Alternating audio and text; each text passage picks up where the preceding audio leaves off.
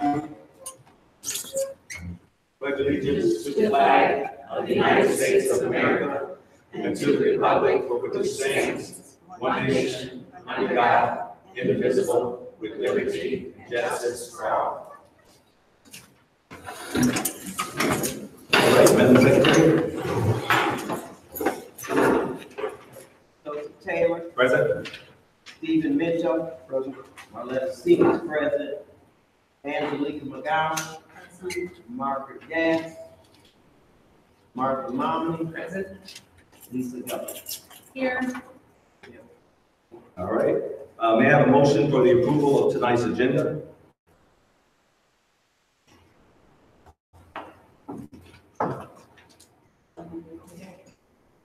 Moved by Angelica McGowan. May I have a support? Supported by Steve Mitchell. Questions, comments, concerns regarding tonight's agenda? Madam Secretary. Lisa Guthrie. Yes. Martha Momney. Yes. Angelica McGowan. Yes. Marletta Stevens, yes. Stephen Mitchell. Yes. Joseph Taylor. Yes. At this time, we'll have public comment. Anyone that wants to speak, you have 3 minutes. Please state your name and address.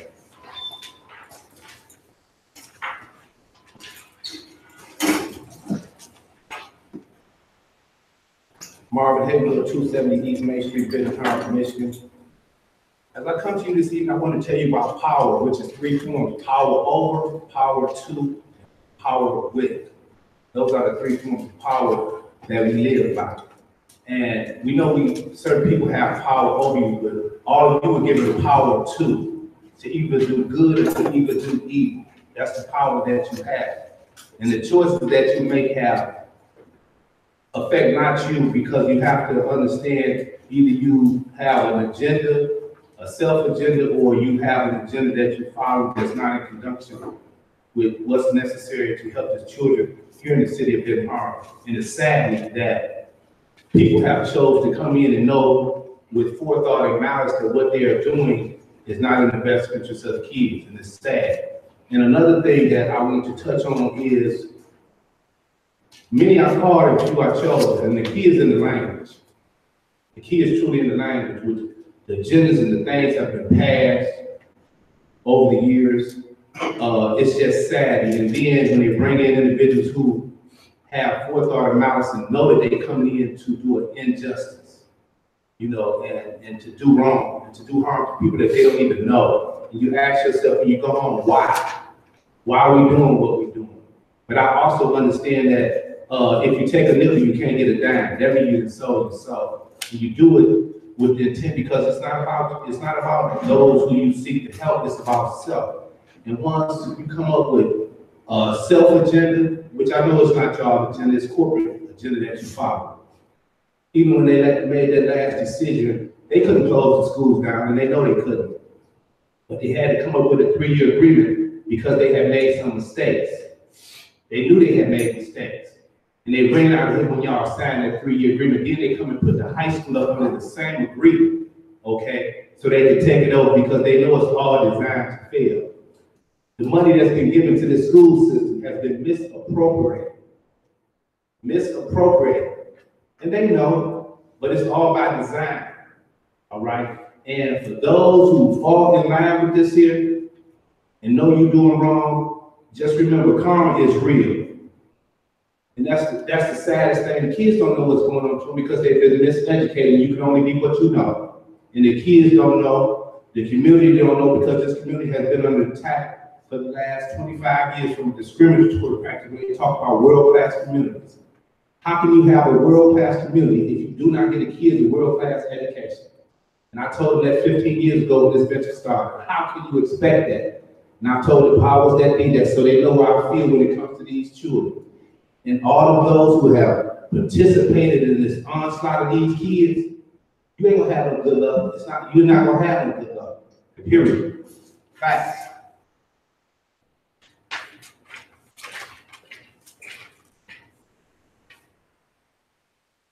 Good evening. Good evening. Emma Kennard, 270 Main. And I'd like to know the security monies that they had, the $2 million. Have it been settled as to where all of that money and where it was placed and being secure? Because the schools are falling apart, children slapping the teachers around and everything. So what are we getting for that money? I mean, what is going on with our schools? I mean, it needs much better management here in the schools. I know last years that I was here in the schools, they were going down. And there was enough noise made that it should have been caught before now. And right now, there's money being mismanaged. The school system is falling apart. Schools are being closed up. Threats in 3 years, there's no homework even being given to our children. So we can even help to sort of work with the schools to help our children. And so they may have many excuses, but I do know that over at this building where they store stuff, they got a lot of material that belongs in the classrooms, but they store them over there. So I want to know, why would you set the children up at a disadvantage like that? They had the scanners to scan these children for safety when they come through those doors. Those are not there. I saw them on the desk of Mr. Leonard's. And so I want to know, where are these things and why aren't they being used? The schools are being set up for building. We see it plain as day, and we got enough kids here at the table to see that this school runs smooth. Small as this area is, the city and the school should be running smooth as silk. So there's money going out of here, being paid out, but we're not getting what we should for it. I'm gonna try to follow up about that $2 million that is missing. And then there was $800,000 that was never given accountability. That was, we didn't get a clear understanding. So I think that we need clarity on the monies that's going through the school, and the benefits of what it's supposed to be doing is not being met. These children are off the chain, and it's because they see that there's a lot of people that don't care about it. Anyone else for public participation? Miss Emma, did you want to write that down? That way, Sue, we can give you a know response. what? I'm satisfied because Okay. I never get a clear answer anyway. Okay, yes, ma'am. All right, on to staff report number 1, board reorganization.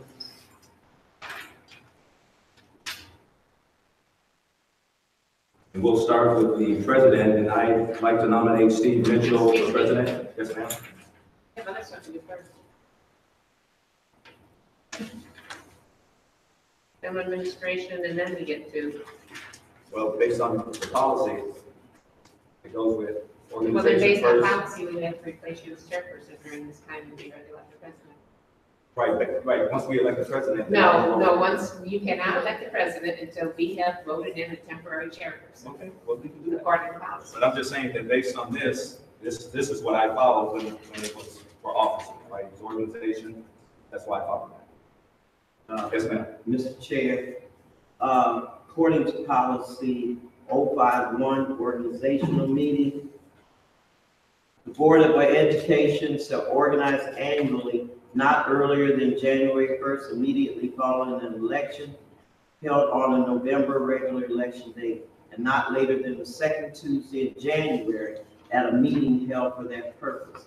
The meeting shall be called to order by the ranking officer of the preceding board, who shall serve as presiding officer until the election of a temporary chair, who shall in turn serve until the election of a president. Duly noted, so we can elect an interim chair for the meeting right now, as we vote for officers, and then make the motion, I guess, for the banking and all that. Is that okay? Yep, all right.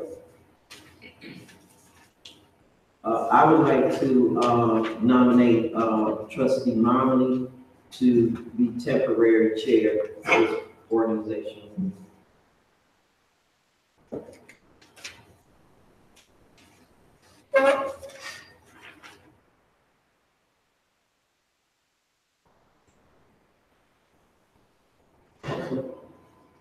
else? Do we vote? I was doing it, I think, the nominations. No.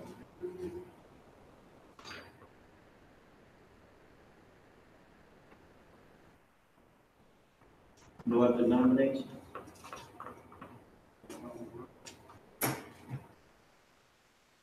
Should I call the roll? Lisa Gully, Yes. Martha Mommy, Yes. Angelica McGowan, Yes. Marletta Seats, yes. Steve Mitchell. Yes. Joseph Taylor. Yes. Carries. And I don't have to move seats, right? A short time, then I get temporary. Right. Oh, no, I don't want to. Okay, nominations for president are now open. I nominate Mr. Mitchell. I nominate Marlena Seats. Nominations. If not, nominations are closed. Madam Secretary, and everybody understands how this works? Right, it has to be majority vote. Okay, so Ms. Seats, did you want to call the roll in nomination? Uh, You say that you're gonna vote for Steve or Marlena. I'll call the name. Okay, sure. Okay. Okay, nomination for Steve Mitchell, Joseph Taylor. Yes. Steve Mitchell. Yes. Marletta Seats. I'm calling the roll for Steve. No. Angelica McGowan. No. Martha Momedy, No, Lisa Gully. I guess I don't understand. This is for Stephen Mitchell for president. Oh, okay. Yes. Okay, that is You didn't call three Mr. yeas. Taylor. Yeah, I vote. Oh, I vote. That's 3 yeas for Steve. Okay, nominations for Marletta Seats, Lisa Gully, yes. Martha Momedy, yes, Angelica McGowan, yes, Marletta Seats, yes. Stephen Mitchell, No. Joseph Taylor, No. 4 yeas and 2 nays. and then my job is done. Yes, ma'am.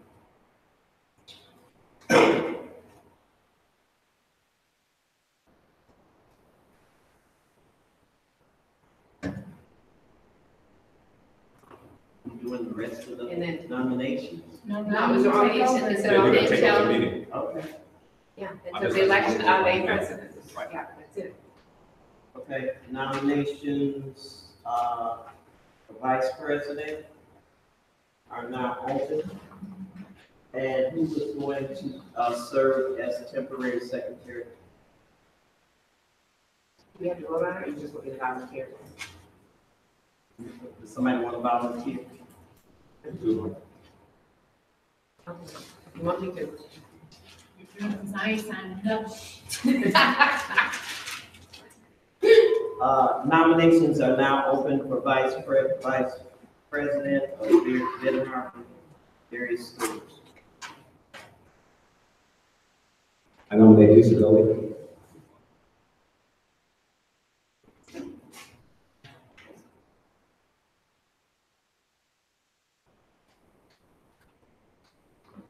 Any other nominations at this time? Any more nominations for vice president? Okay. Nominations are closed. Ms. Gully? Yes. Tamara? Yes. Dowd?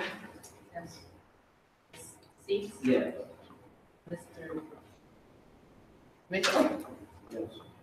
And Mr. Taylor? Yes.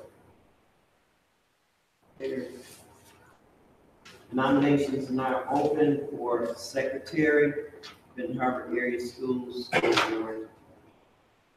Entertain a motion of nomination at this time. No.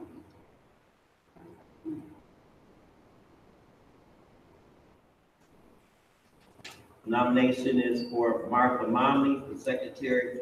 Any other nominations at this time? Madam Secretary, if you would you call the roll? Okay. Mr. Mitchell? Yes. Mr. Taylor? Yes. Ms. Gully? Yes. Ms. McGowan? Ms. Nominee, yes. Ms. Seats? Yes. Nominations are now open for Benton Harbor Area Schools Treasurer. We will entertain a motion at this time. Motion for, Nomination, I'm sorry. I nominate, Ms. McGowan. Any other nominations? Madam Secretary, would you call the roll, please? Treasurer. Now, I guess I got used to it. Yeah, You just, yeah, you should. I got get used to to that now. Okay, Ms. Scully? Yes. Ms. Nominee, yes. Ms. McGowan? Yes. Ms. Seats? Yes. Mr. Mitchell? Yes. And Mr. Taylor? Yes. Motion carries. Thank you.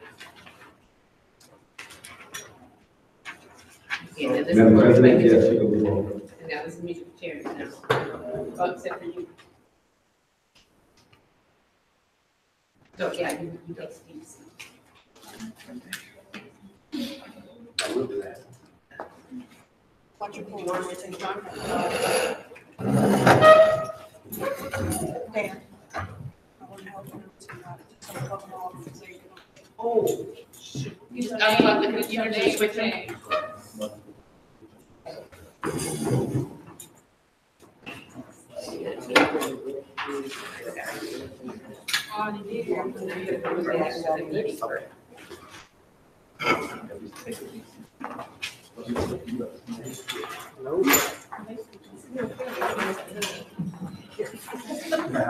Spaghetti.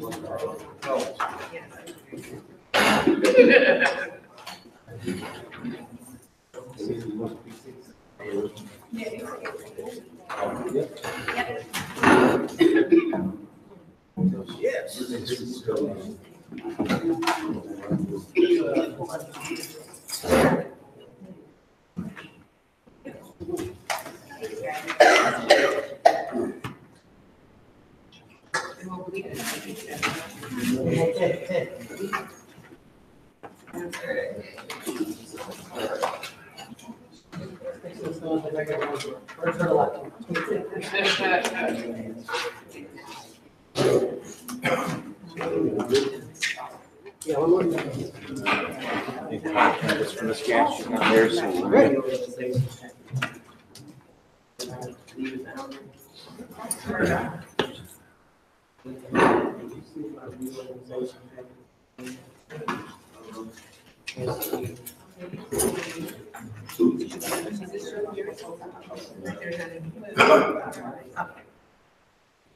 Thank you. Okay. So at this time, we would like to look at the meeting dates. And everybody, if you have not had an opportunity to review the dates for the board meetings, please look at them at this time. And if there's any questions, then we can have discussion about approving the meeting dates for the coming school year.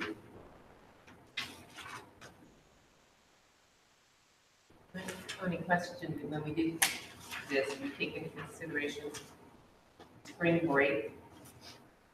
Are we meeting during spring break? So we put an asterisk by the ones that we question the board member. Oh, yeah, Okay, So like it's spring break, I think, you know.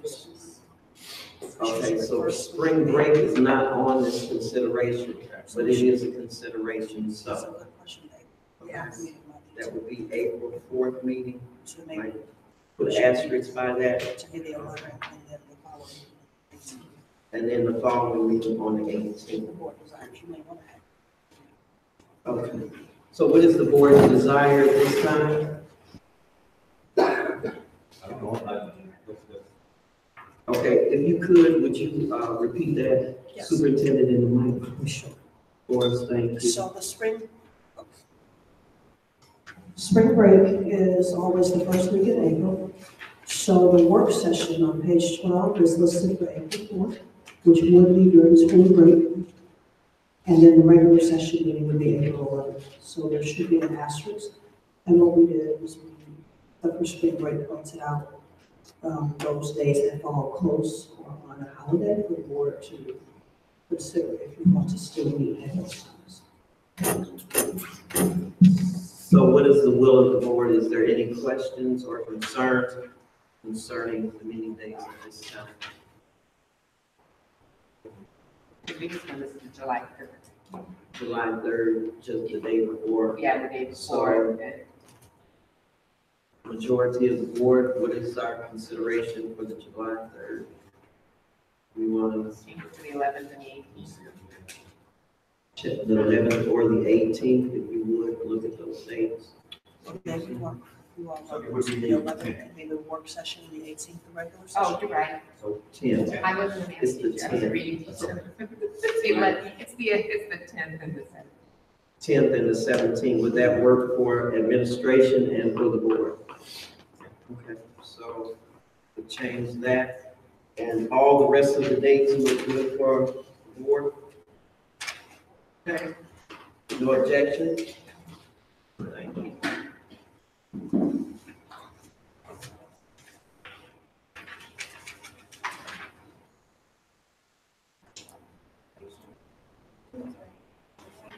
You're not, no, that's. July 11th, I'm sorry.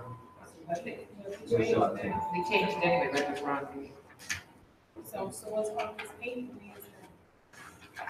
Wednesday? And the first is Wednesday. So we just move the day. And at the right time, 2018, we're looking at 17, I'm saying. Are they all? Should be August 6th, right? I'm sorry, I'm not 2019. I'm sorry. And There you go. So August the first is Wednesday. August the 8th. Right, so it should be the 7th and the 14th. So we did 7th and 14th. 7th and 14th. Yeah, you want to run to there. All right, Okay. so I think we're seeing that when this was done, it was like it was done on Wednesday, so can we agree to just move them on to those preceding Tuesdays with seats, presidencies, except for the July meeting where we know we've extended those out? Would that be okay if we make those changes? Is that agreeable with the board? yeah. Okay. Oh, it looks like she just was on Wednesday. Yes. Yeah. So that is agreeable. in her. All right, so, Thank you. So they're just gonna fix it. yes. Okay.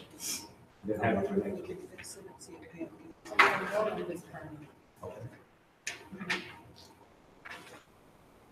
Okay, if all minds are clear on that date, go to, board policy 0151, appointment of recording secretary, calendar year 2018.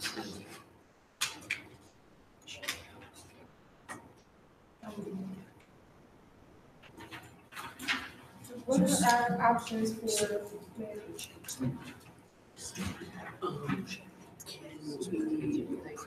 Secretary without the options. Like the board chooses, my understanding, generally, Generally, it has been the administrative report secretary, or you also desire What are our options? option of a board member or add one staff. One of staff, other than, hold on. Yes, other than,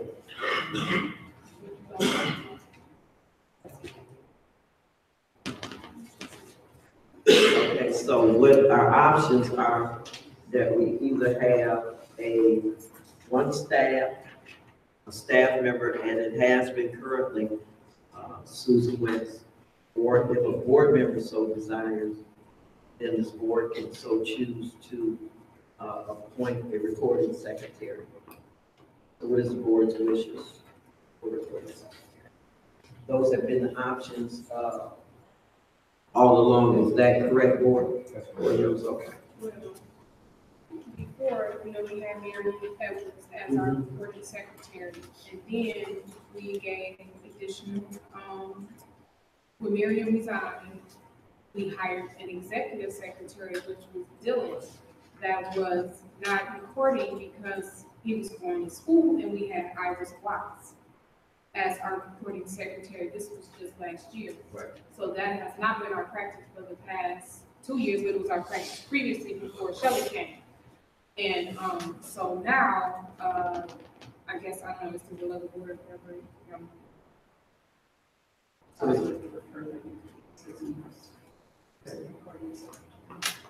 Okay, so we do have two different suggestions, and is there any other members of the board who would like to speak to this particular item at this time? So I can entertain a motion for whoever the board wants to be the recording secretary.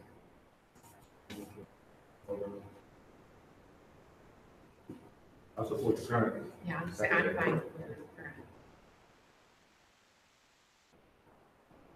So, Madam Secretary, if you would you call the roll, please? Do you have a roll question? Do I? I do.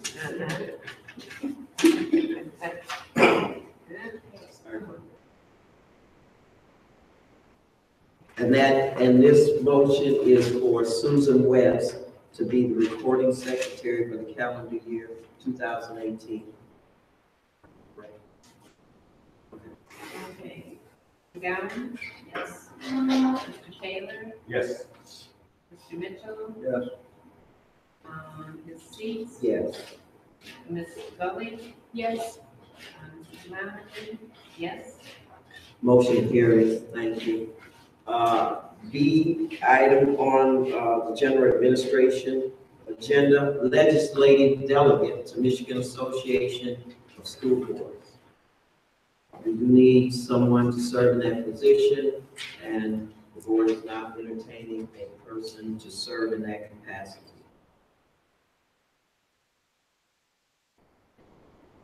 Okay, we do have one I nomination. nominate. And we do have one, Angelica McGowan. You know, we're voting.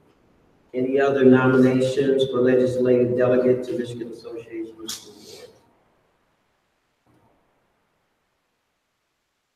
If none, Madam Secretary, would you call the roll? Okay, Ms. Gully? yes, Yes. Ms. Seats? Yes. Mr. Mitchell? Yes. Mr. Taylor? Yes. Mr. Gowan? Yes. Okay, I didn't hear that. Okay, ayes have it. C on the agenda, representation to Berrien BHAS School Boards Association and Berrien Regional Education Service Agency. We need a representative, and we also need an alternate. At this time, we will entertain nominations. Mr. Taylor has put his name in for a representative. Do we have an alternate nomination, please? Nobody else for it. And we do have Martha Momney for alternate. Okay. Any other nominations? Okay, if we could combine the two, for the names that have been called, Representative Joseph Taylor and alternate Martha Momney, if you would call the roll, please. Okay, Mr. Mitchell? Yes. Ms. Seats? Yes. Ms. Gully? yes, Mommy, yes. Ms. Gowan? Yes. And Mr. Taylor? Yes. Your computer easier to use. Windows will read and scan this list automatically. Press the Motion space bar to carries. select the highlighted option. You got a problem. We are at D on the agenda, approval of bylaws, setting times, time and places of meetings. We've already did setting times, time and places of meetings for the Board of Education. And at this time, we'd like to approve the bylaws. I will entertain a motion for the approval of the Neola bylaws for the year 2018. I move that we support or approve the bylaws for Neola 2018. Support. Any questions or concerns at this time? I do on the bylaws, and I'd like to, before we go for approval, bylaws of 0170, and these are the duties of the officers, president, vice president, secretary, and treasurer. And I would like to make sure that these bylaws reflect our current practice so that we're efficient and effective. As I was reading, the secretary role was to act as a clerk at meetings of the board, record and sign the minutes of meetings, orders, resolutions, and other proceedings of the board in proper record books, prepare the annual report of the district and other reports required by the state board. That does not happen by the board secretary. Draw and sign orders upon the district treasurer for money to be dispersed by the school district, and that's just a portion of the E says preserve and file copies of reports, books, papers, and other documents belonging to the office of the secretary. I do not believe that that is the function of the secretary for this board, and I would like to ask that this be revisited and reviewed for current practice. Also, 071.4 says the treasurer of the Board of Education shall have care and custody of all monies of the school district, and the treasurer shall deposit funds of the district with a bank or banking corporation. It also goes on, and that's just a snippet. Keep proper books of account, keep an account of interest, receive, pay out funds for the purposes. I do not believe that is the current function of the board treasurer that we have just reappointed. And it does go on to say other duties that we are not currently practicing. So as a board, I would ask that 071, 070, the duties be revisited, and that it does reflect our current practice. Thank you. Madam Chair, is that something that we want to go ahead and vote on approval of the bylaws, and then maybe at our next Absolutely, yes. month that we can be sure we take those policies? Absolutely. But just to be mindful that this we're not doing this practice. And so while we're approving, it is contingent upon changing this particular policy to reflect current practices. So I would entertain, we have a motion, we have a second. Madam Chair, if you call the vote, please. Yes. Taylor? Yes. Deceased? Yes. Tommy, yes. Kelly? Yes. And Ms. McGowan? Yes. Ayes have it, no nays. On item E, resolution designating depositories and authorized agents for various funds and authority to make investments. That is in staff report number 1.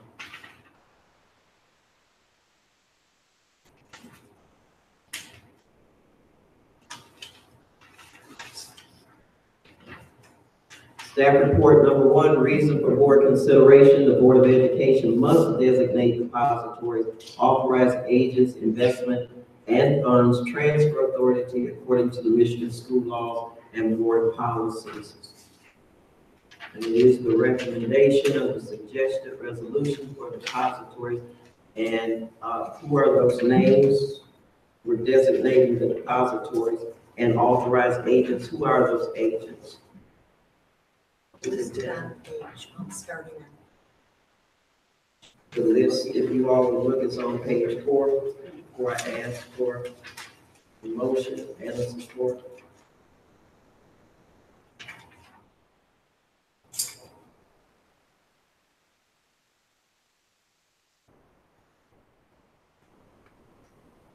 I move that we adopt the suggested resolution for depositories and authorized agents and investment authority for staff report number 1. Entertain the support. Madam Secretary. Questions? Yes, should this be also based on us changing what the requirements are? Because authorized signer when the church is according to our bylaws. Could you speak into the microphone? All right, Trustee shouldn't this Simone. also be contingent on changing the description of what the treasurer is supposed to do, what the responsibilities are? You're talking about the board treasurer? Right, because here, you know, if I'm in charge of all the money. Howard, go No. ahead. You know, These are the bank depositories and stuff, so this, I think this is different. Trustee McGowan, because you're not gonna be depositing any money after we change this. but I'm saying, I know, but Yeah. should this be contingent? It is contingent, it definitely is contingent, because this was never practiced. Correct, So- but I wanted on We record needed that we to go on need record change. based on the reflection of the change, because this is the practice that has been noted. And we do have a motion and a second. And Madam Secretary, if there are no other questions, any other questions from the board? No questions? Madam Secretary? Ms. McGowan? Yes. Ms. Ali? Yes. Mr. Taylor? Yes. Mr. Mitchell? Yes. Ms. Seats? Yes. Ms. Maloney? Yes. F on the agenda says an RFP for legal services will be written in February and distributed in March 2018. In the past, it's just been a part of the organization, so not every new RFPs was we just intro. Okay, all right. The explanation from the superintendent is the reason this is on the agenda is we had just now drawn up a contract with True, so it's not necessary at this organizational meeting to do an RFP right now for legal services until that contract has expired. Not, if you would, please. So what I'm saying is, the organizational meeting in the past would indicate the board's plan for legal services. There has not been an RFP to seek a new entity, so currently True represents the board. And so if it's the desire of the board, we would be happy to draft a new RFP in February for the board to select it from if you'd like. Okay, thank you for that explanation, Trustee Joseph Taylor. President, when does the June contract end? I believe it was it June? I think it's just. I think it's June that the board selected True through the RFP process, which happened, if you all remember, it was a couple of months ago. So it's on file, the contract on file is through, I believe, June 2018. So we can do another RFP, put it out to have another legal firm if the board so desires. Okay. So, yes, So in the past, you know, we had like 3 law firms representing us, it was 1 local, then we had True, we had the Miller, who we voted down Miller, I think, last year. And we had True, and then, they brought in Park Hill, to finish those investigations. So I guess we kind of, like, I don't know where the other ones are, because that's always been on our organizational meeting. The list of 3 firms that we had, the local firm, which we had, one group that quit. And we brought in the marketing person, and we had True. So if we didn't vote on them last year. I think this is where we ended up with True expiring at a different time, was we weren't sure we wanted to choose any of the choices last year, and we requested RFPs, and that's why True is expiring like in June rather than in January. So we kind of, or maybe, maybe March, I don't know, back because we kind of got off the bad start on it last year. We asked for RFPs we're done. That's how we're off filtered out. Well, yeah, that's not why we do this, because we do RFPs. And then if we want to get it back in sync, maybe we should do it till December or January 30th, say for next year, because then from January you could get back in sync, so it's on the organizational meeting. So we go for training, we do an RFP for, It's whatever the board decides, how Chair. many other services we need for local training Yeah, that's a good point. But there used to be, one was the board and then one was.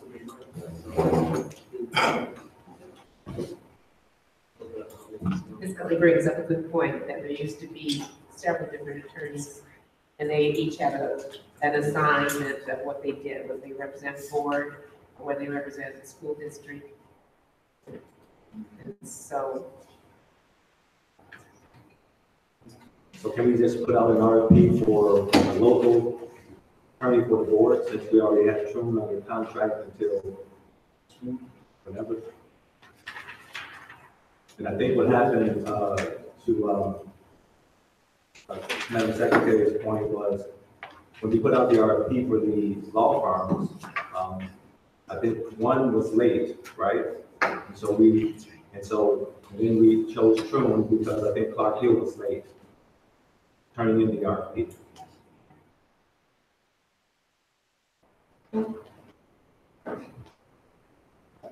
So what is the desire of the board? Is it the desire of the board to put out an RFP for a local attorney?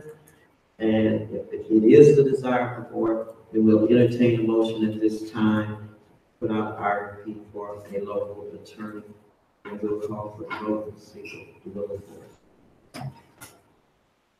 So, is it a desire of the board? Yes. Then, okay, we have a motion. Is that a motion?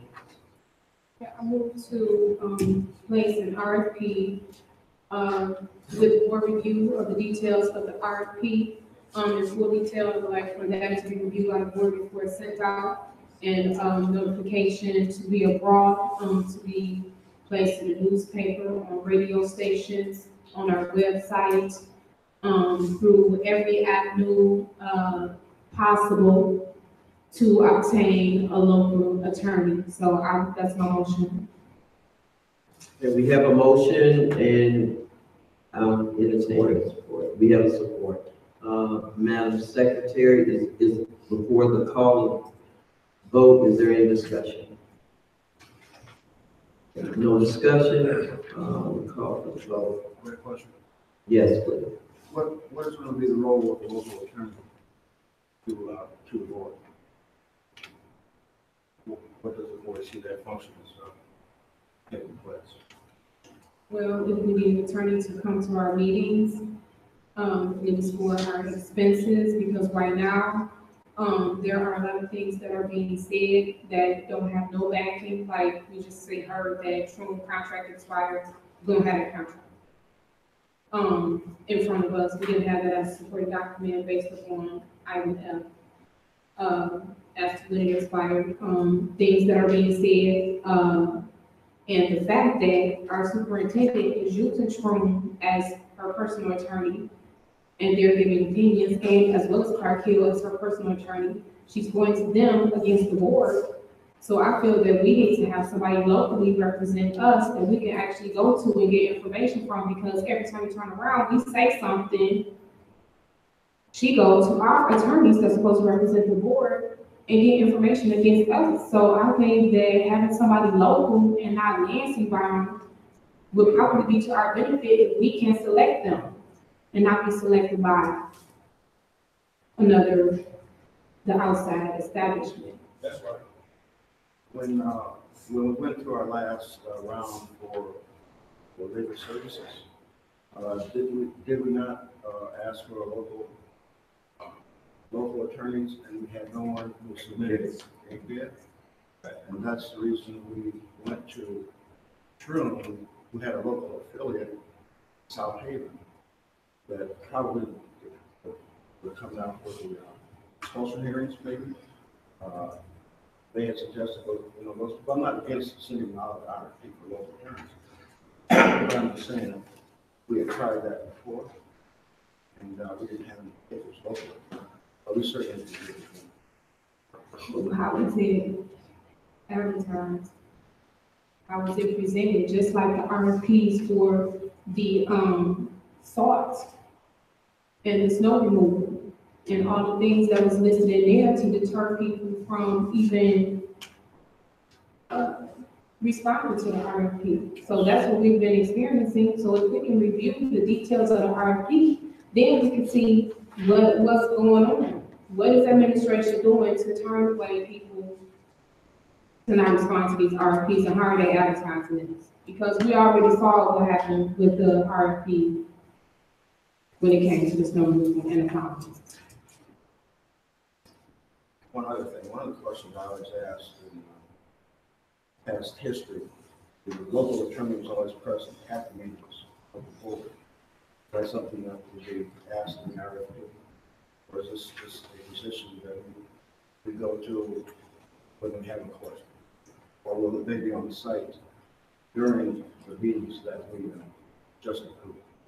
Well, I would like an attorney present at the board meetings, that, we can, ask questions about and, you know, try to, get clear answers on things instead of all the hearsay we've been going through. And also, if it exceeds $25,000, then we don't know if Mr. Carnes would approve that based upon previous things that he said when the board asked for stuff. So we gotta see what the funding of that would be like. You know, is Treasury gonna support the board having an attorney outside of Lansing to come to all of our meetings for $25,000? Or are we just gonna utilize them for expulsions? Because, I mean, I don't know. I mean, I never got a chance to do an expulsion because of my schedule. But I'm saying, with all of the third party and the information that we've been receiving, I think that the board actually need a school board advisor, because we've been not getting the right legal information.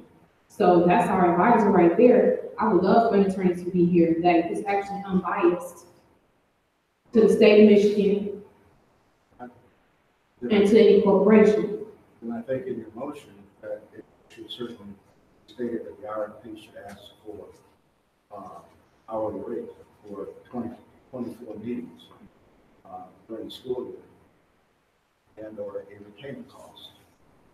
We have choice of hourly rate or a retainer for the number of meetings that we have.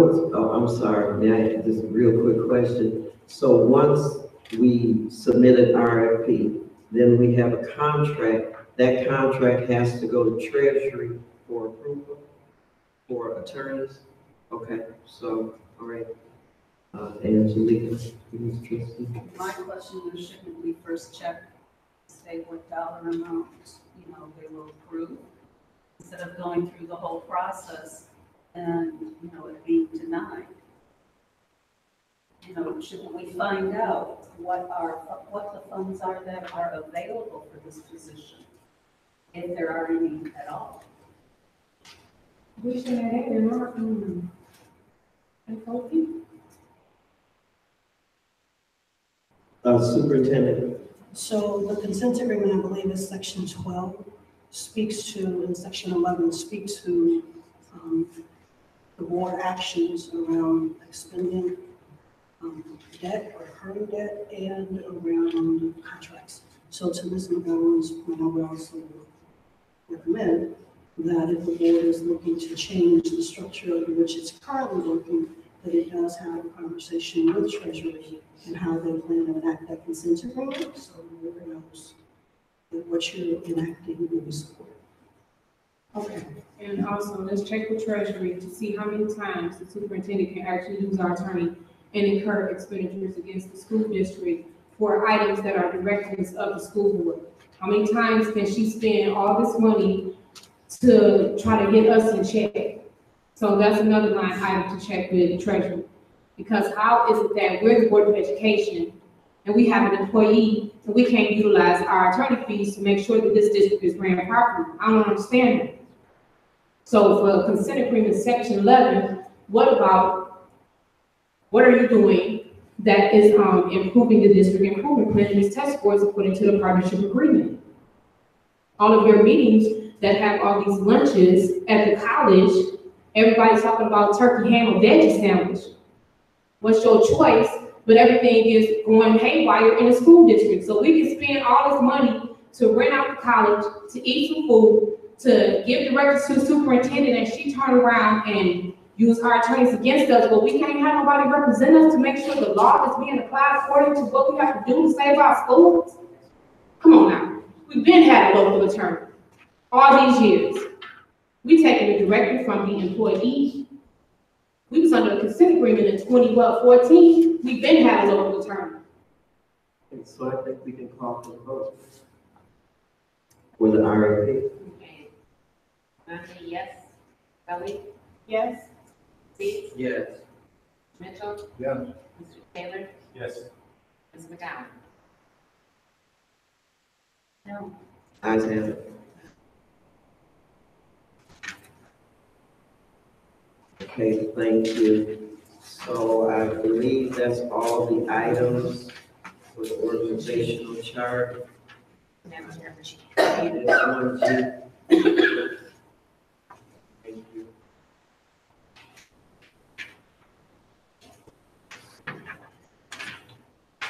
Second, middle.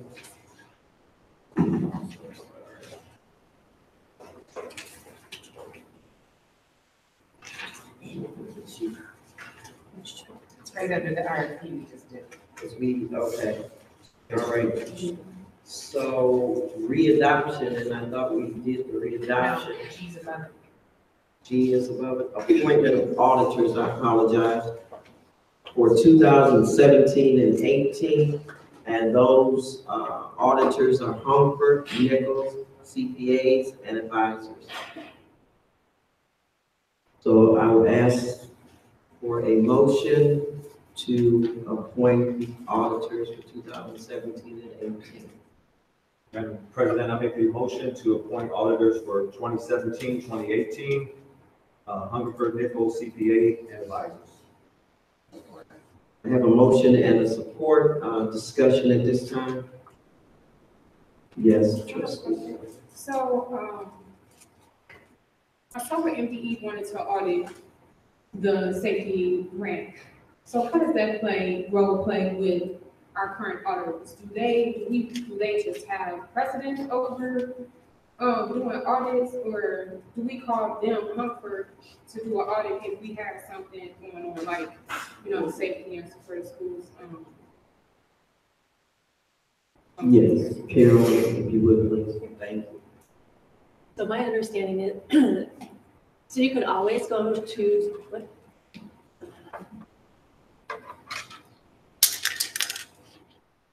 Okay, we are required, like every school district is, to have an external school.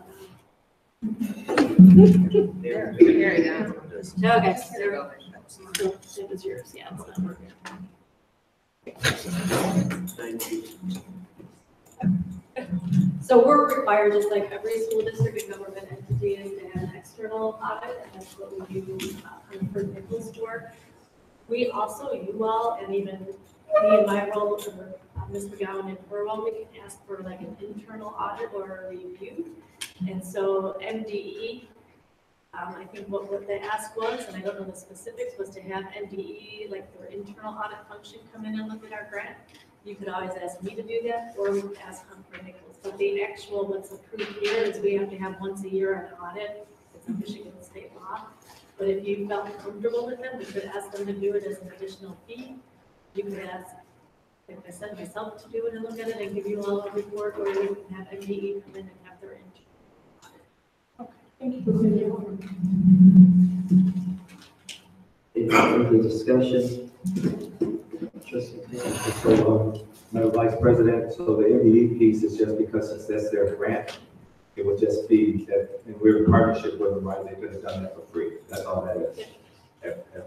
Because since they were looking into the savings for the grant, that's all that was. I just think it's a conflict of interest. I think, Park Hill was doing it as well, right, but you saw from the emails. I won't get into that, but. But I can see my itemized, release that CD is going to cost $2,000. Remember, based on that section 11 and section 12, right? The board, as far as contracts, that has to be approved by treasury and stuff like that. So, I don't understand. How do you do this? normally, things like that with the superintendent, whatever, would say to treasury, remember when we had the, consent agreement consultant, right? So when we would go to the consent agreement consultant, he would be there to say, hey, you guys can't do this, or you can't do this, or we'll take it to treasury, right, to see if they'll approve it. Oh, so he did approve it, he did not approve ours. Well, now we don't have our consultant here, so our consultant is in Lansing. So there's nobody here to really tell us, what to do. That's just my understanding. Any other discussion? So we have a motion and a support. Madam Secretary, you will call the roll, please. Ms. Eads? Yes. Ms. Maloney, yes. Ms. Scully? Yes. Mr. Mitchell? Yes. Mr. Taylor? Yes. Ms. McCowen? Yes. Motion carries. Thank you. Right, we're at item 3 on the agenda, and we have a presentation on Connexus addendum. And that is, Ms. Robinson. Good evening, board. So attached to your agenda is the Connexus addendum. We entered into a contract with Connexus in 2010, and they provide educational and vocational programs for our students 16 through 19 who have discontinued school or dropped out. And what we have before you is the addendum to that contract. These addendums items were reviewed by me, the business office, along with the organization Connexus. And so you have 4 addendums to this. One is just that this is a continuation of the contract in 2010. The second one is that this will continue, and that if we like it canceled, we need to do so within 6 months. The third modification is that if we have a problem with the invoice that is given, that we give them we have 15 days to notify them of any concerns we might have. And then the fourth one is that if the Carver area schools does not pay within 60 days, then they will discontinue the contract in 60 days.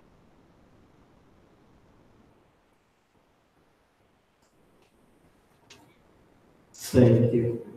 Are there any questions from the board concerning the modification, the addendum for Connexus? Do we know how many students in the course of a school year that has gone through Connexus, and what are the results of their services? Do we have measurables for their services? I do not have those numbers readily available, but I can get those.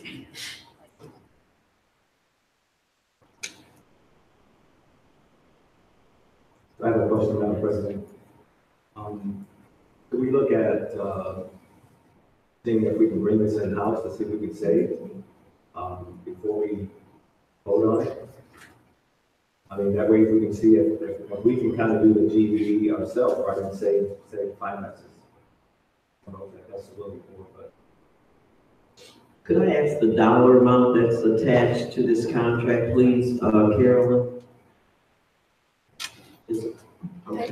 So there's no cost to the district. This is a flow through to us. So Calhoun actually the ISD prepares this for the adult education, and Connexus here executes it locally. So those funds in there,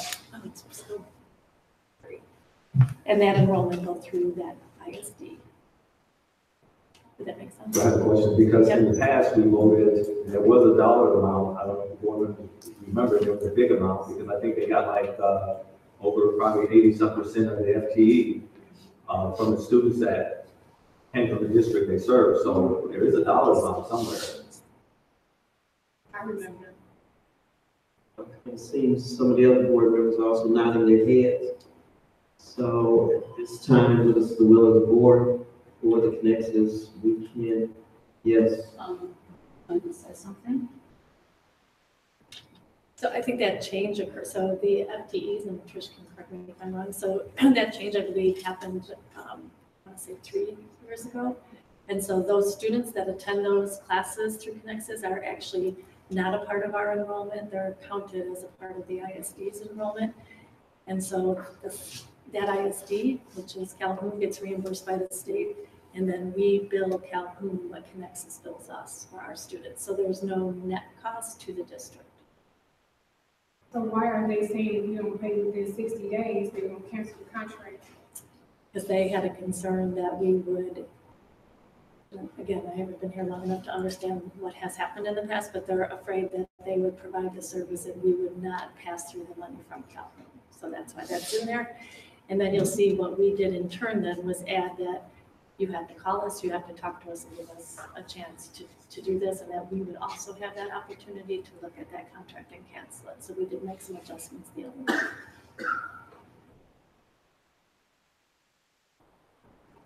I agree with Mr. Taylor.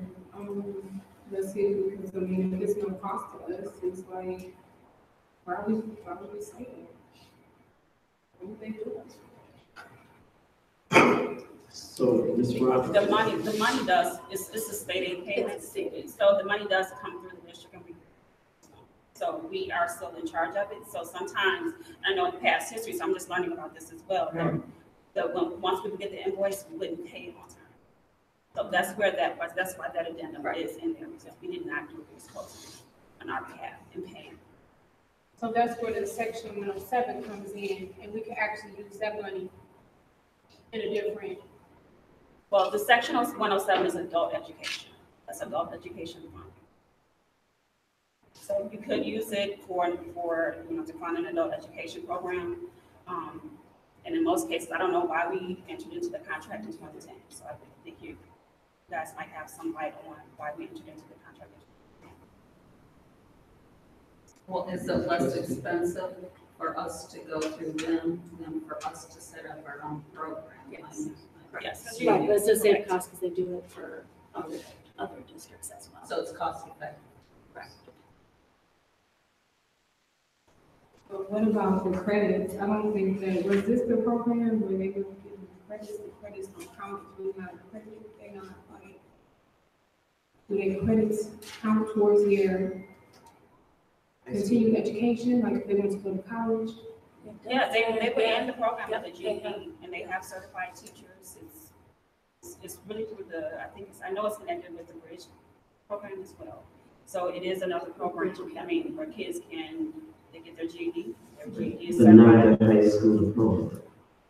Not the high school. But these are dropouts. These are not kids who would have. Any more discussion from the board concerning the addendum or? We'll entertain at this time a motion to accept the Connexus addendum. I can entertain a motion to table. This is just a work session. Okay. And then in between now and next week, when the vote will come up, if people have more questions, we should submit them. And could we get some data also to show how many kids actually and what benefit it is to the district, a financial benefit to the district? Okay, thank you. Okay, we're at item number 4, business and finance, monthly financial reports, and Carol Gibbs, please. Thank you, Madam President. Hopefully this works now this time. So this is the typical report that we provide to you all each month. And so the first page here is a summary of the monies that went out either through ACH or through checks. So that's our general fund summary of spending for the month of November. The second and third tab there are our capital improvement funds. So these are our two sinking funds. As you recall, we have two. We have the one from 2007 that ended in 2016, and then the new one that was approved and had started to be collected in 2017. You'll see we don't have a lot of activity in the capital improvement and sinking fund accounts. That is contingent upon the real estate plan that you all are going through. The next tab there is the check register. So these are all the checks that were issued by the district in the month of November. And you'll see there we also highlight what's utilities and what's funded by grants. There was nothing out of the course of our ordinary business there that was released during November. On the HAP, here we have what's outstanding, and you can see, speaking of Connexus, we do have one payment that is outstanding, greater than 90 days.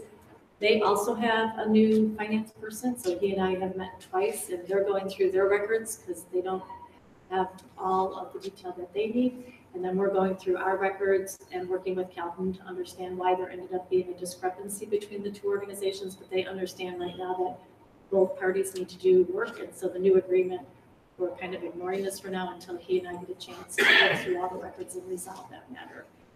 The credit to Comcast was, it's just the timing of our billings. They had overbilled us, we got a credit, and then we got our billing, so that resolves itself and reduces our December payment. And then on the budget report, this is the detail of our budget report. So we are about 42% through the year. You'll see there, again, highlighted in red, those things that look like they're tracking more than 25% off of budget, and then the green is what's under budget.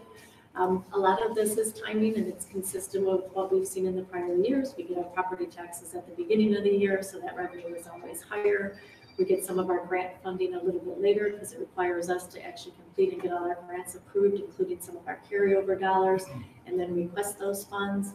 And then in our expenses, we continue to see some favorability in our programs, and we have a couple areas there where the one thing that's different here is you all approved a budget in December, but this is a November report, so we're still reporting it against November. So for instance, Trish has been working very hard on the Title I, and we've been working to make sure we have all of our folks in their proper accounts. And so we have a slight discrepancy that's just a difference between two accounts within the same instructional program. So overall, there's nothing unusual to report. And going forward, since this is my first meeting, if there's something you all would like to see differently or have more reporting on, I'm open to suggestions there if it would help you meet your needs better. Trustee Miller. Yes, it was $11,000 in, which one? That's just for the month of November. Yes, for the legal bills. What you said for True? Yeah. Yeah. And 11,000? Yes. Do you know what that was for? I don't, but I could provide it to you. In December too, I think we sent all the bills in October, but I can go ahead. If you, it was part of, I believe, Dr. Walker's month or weekly note to you all. But if you would guys, because we do the utilities separate, I'm just offering it. And How do the attorney invoices and what the nature of those charges were?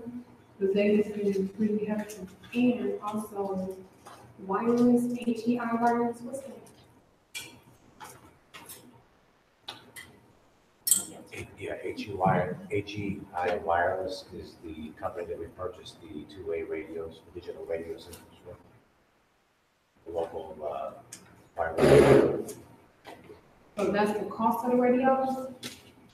Let's see what we're looking $11,800. at. That was the first payment, 50%.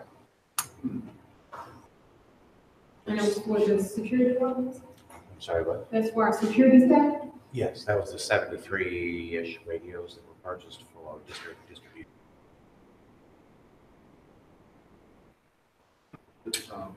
Trustee Regano, I'm sorry, trustee.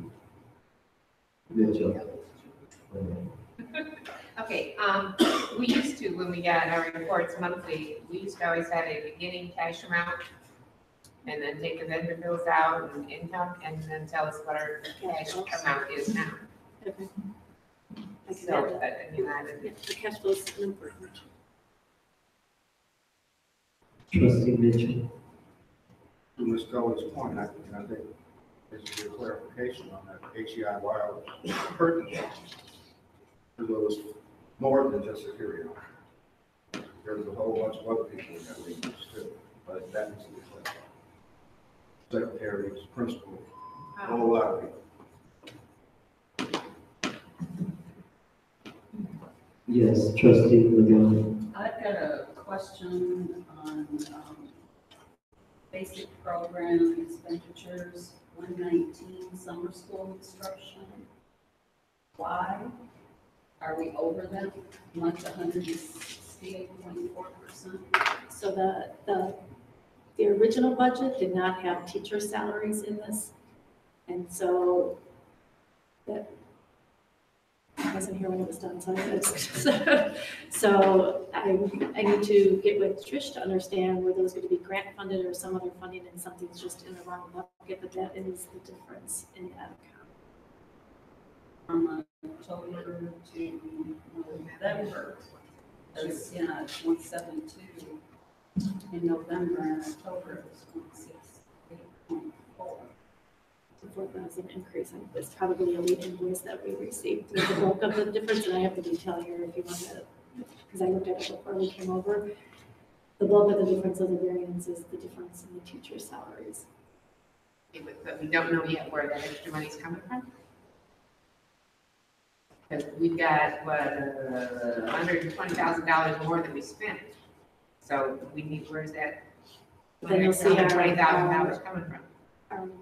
Our regular instruction is actually very favorable.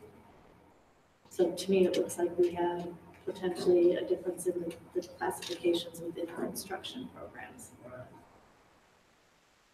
So we're moving money from one fund to another? They're all in the general fund. So we're not moving between funds. It's a line item within that fund. All right, but what about 225 instructional technology? Again, dollar amount, we're over 170%. Yeah, so in 225, there was a computer purchase for a little over $400,000 that was done in August. And at that point in time, we were under the impression based on past practice that it would have been covered by title money. In the revised budget, we did a lot of different things working with MPE to see how those funds could be granted to us. A portion of that, and in the revised budget, that adjustment was made. A portion of that is going to be funded now through at-risk, a portion of it through the sinking fund, because you can use technology for the administration in the sinking fund, and a very small piece into general fund. So that will require a journal entry because it's right now not in the correct bucket. It was put there when it was purchased because there was uncertainty as to how it was going to be funded because we thought we could fund it through Title I. Shouldn't we make sure where our funding is coming from, considering our financial situation, instead of, buying things and going, oh, we'll find the money somewhere? Absolutely, I agree to that point. And based off of last, 15-16 school year when I was here at the beginning, I was given some kind of leeway by the consultant to kind of do some of those things. So thinking that those practices would still be, how would they do those? It didn't happen. So basically it just was not approved. We are learning as we're going through this that if it's not pre-approved, we will not purchase it at all. That's the period. And that's what's happened with that purchase. Well, I have another question. Can I say, okay, go ahead, Steve, please. Just, if I can remember correctly, when the board approved the purchase of the technology items, that we were told at that time that would be covered by title. And we approved it to come to the Title I. Then we find out now that it's been split out of 3 different other funds. That was never told to us.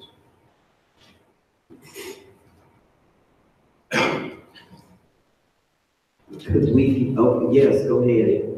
I mean, part of that, because we just found out, we worked with MDE to see if there were other alternatives, to see if we could get an exception to the title and when the timing was, and they recently told us in November, I want to say. It was actually September. So it was September when I physically met with one of the Title I consultants who came out and worked with me. And at that time, we looked through everything that we were going to borrow the financial expenditure report. And that's when we found out that it would not be approved. And that's, but what I'm saying, that's 4 months ago. And we found out, and we're just looking at this evening, unless other board meeting prior to tonight.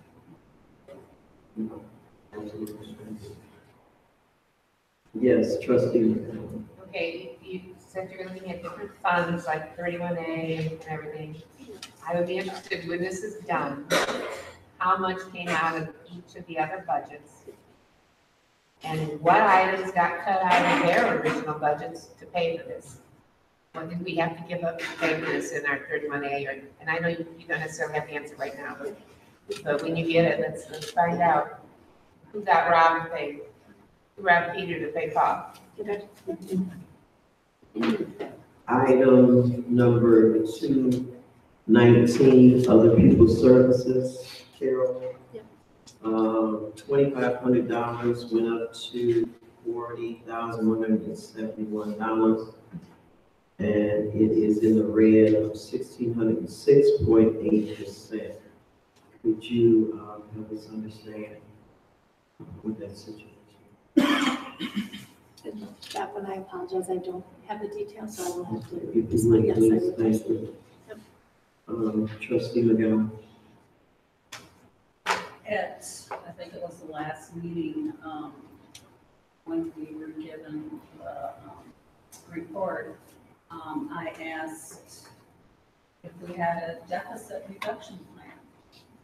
And I was told that it was in process. So do we have one? Because, I mean, we have lost revenue. We also have all this debt that we owe that's coming due. So where are we making cuts so that we can pay our bills? So where is that plan? So the financial operating plan, the revised financial operating plan, is where I believe Mr. Johnson will capture the answer to your question, which is why he was saying he was being worked on. I haven't directly facilitated that work either, so but based on what I do know about how the budget was managed by Mr. Johnson in that financial operating plan, the role is to look at how are we ensuring the debt is reduced, and we have to submit that to Treasury. So we are in the process now with that financial operating plan, confirming, proving that the Treasury and Carolyn probably could speak better to where we are in that process. But Scott, that's why he gave the answer that there is one being done just through the FOP. And there are cuts, and we'll, I'm assuming at our next meeting that we will be shown where the cuts are going to be made. So I would choose not to say cuts, because if you recall, when the Hungerford came, they talked about the tremendous progress the district has made in the deficit reduction to where we're down to about $5 million in deficit. A lot of savings occurred during this school year, allowing us to then allocate that money to the deficit. So it also allowed us to not have to go into this next year cutting as much as one might if we hadn't had such tremendous savings. So if you recall, the auditors were here and they talked about how significantly impressive that was, that through the work, remember in the audit report? At the beginning, she recognized Mr. Johnson's work because the deficit is from 14 million down to 5, which is tremendous from 2012 or 14, to now. It's a tremendous reduction. I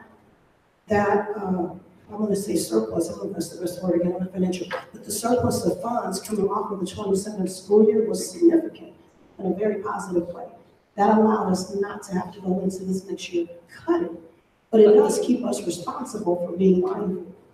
I guess I disagree. The student loss, maybe 1.2 million, and our debt, he showed we had I don't know, what was it, 6 million surplus, but we really did not, because that was because of the loans that we have taken out. And what I think we would like to see would be an actual spreadsheet showing where are we making cuts? Where are the debts? Where are the loans? How much is owed? When do we have to pay them back? And where is that money coming from? We'll be happy to provide that. I do want to also add, Ms. McGowan, from last year, there was a significant number of substitutes. Remember, again, if we can go back and if we need to pull that up to Mr.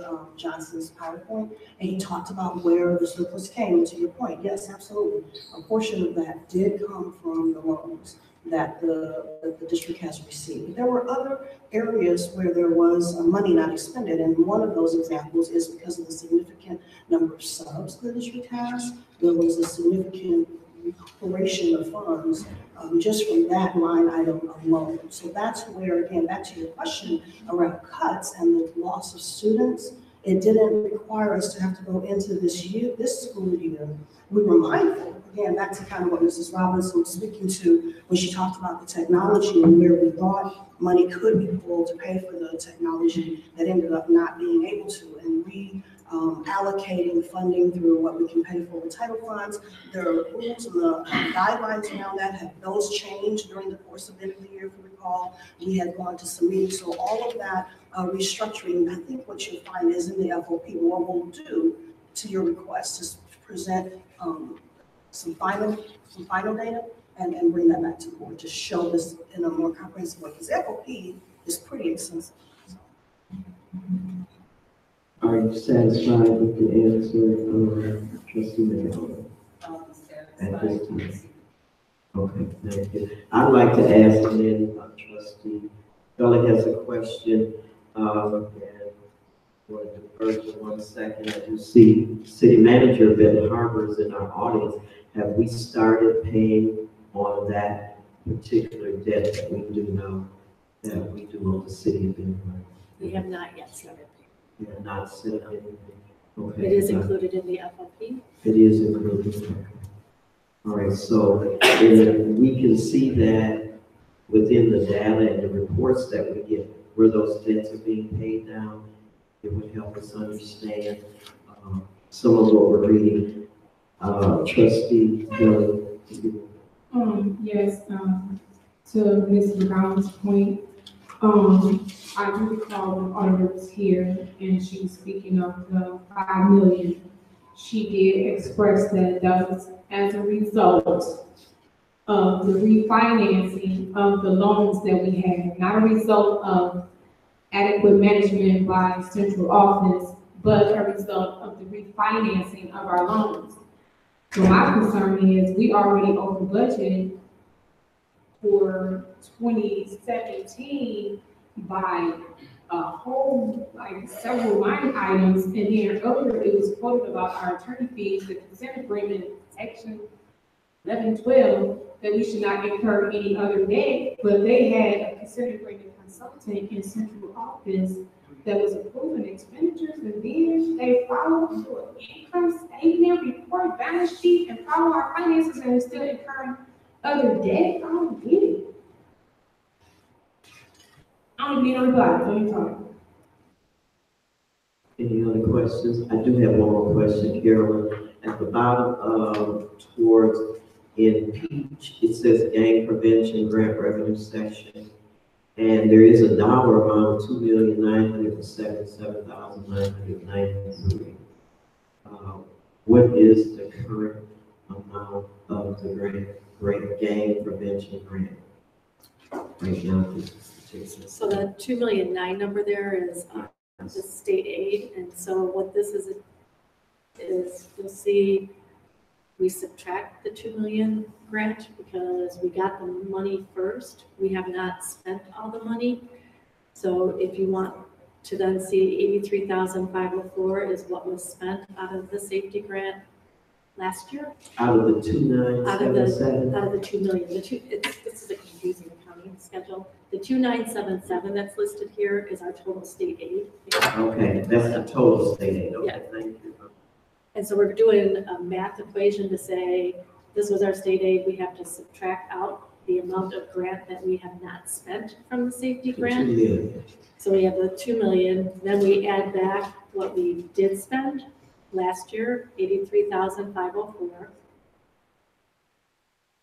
So bringing into this year, we had 1,916,000, that 1,916 left of the safety grant. So far this year, we've spent $147,000. Okay. So of that grant, you can see that we still have a remainder of 1,768,000 that we have not spent of the safety. But we got the cash, so we have to take it out of the state aid revenue because we can't recognize the income until we spend the money. So we have the cash here to spend on the money. Yes, please. And I think this is a great opportunity to highlight one of the questions asked about where has the money been spent, the $2 million, it really hasn't. So we received the $2 million from the state, but we have not expended but about $300,000 between last year and this year thus far. I thought in the June budget, there was another 1.9 came in from, for the safety grant, is that correct? Over and above the 2 million? No. So what happened that may be misleading from my lens is the state, when we got the grant and they dispersed the funds after the state approved the proposal that we submitted for the ways we were going to expend the funds, they paid the district, as Ms. Gibbs has pointed out, over time through the state aid payments at large. So ultimately, during the course of the 2016-17 school year, Benton Harbor was paid the entire $2 million from the state for the safety game grant. In the 2016-17 school year, it was February, March, before we got some of the systems and structures and programs enacted, and very few were enacted. So again, as Ms. Gibbs said, I think we spent about 100,000, I think we said, or 82,000. 100, so 83,000 of the 2 million was spent in the 2016-17 school year. Going into this school year, a big chunk of the money was designated for facilities, which we haven't even begun that work. And then the other chunk of the money, that other big bucket for programs, was around counselors. If you recall, we had to do an RFP this summer. We contracted with Riverwood, and that's how we have the counselors in our K-8 schools. And so we just started to pay out to that RFP from September, really kind of October, by the time they actually got hired and were put in place, and actually begun being billed by Riverwood. So that is why, again, the additional 200,000+ that has been spent is accommodation of those programs that we've run in the buildings for the students, which are minimal, anywhere from $2,000 to $10,000, $12,000, $13,000, and we're not exactly that. Versus the bigger expenditures coming from the monthly payments that we make to Riverwood for the contracted services that were RFP for counselors. So that's where we are. The remaining monies that we have are slotted to, again, about 800,000 of it, I believe, goes to the counselors. So by the end, and that the state has allowed us to carry over the funds from the grant. So we have 2 years that we are contracted with Riverwood, this school year and the next school year. So even though we got the money, which is a one-time grant in 2016-17, we have not and will not expend really all those funds until through about the end of the 2019 school year. So it's designated to be expended over time. Now, I do remember the Riverwood for 1 year, and that was 400-some thousand. You're saying it was for 2 years, and it's for 800. Any more questions from the board for finance?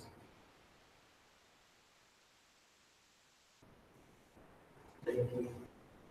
Next item on the agenda is the utility budget report. Here. So this is our utilities, and you'll see, in looking at the detail, all of our utilities are favorable to the budget and favorable to prior year. Unless there's questions, I think we could move on. Any questions from the board? No questions, thank you. Real estate offers. So we have 3 offers that have been made on property owned by the district.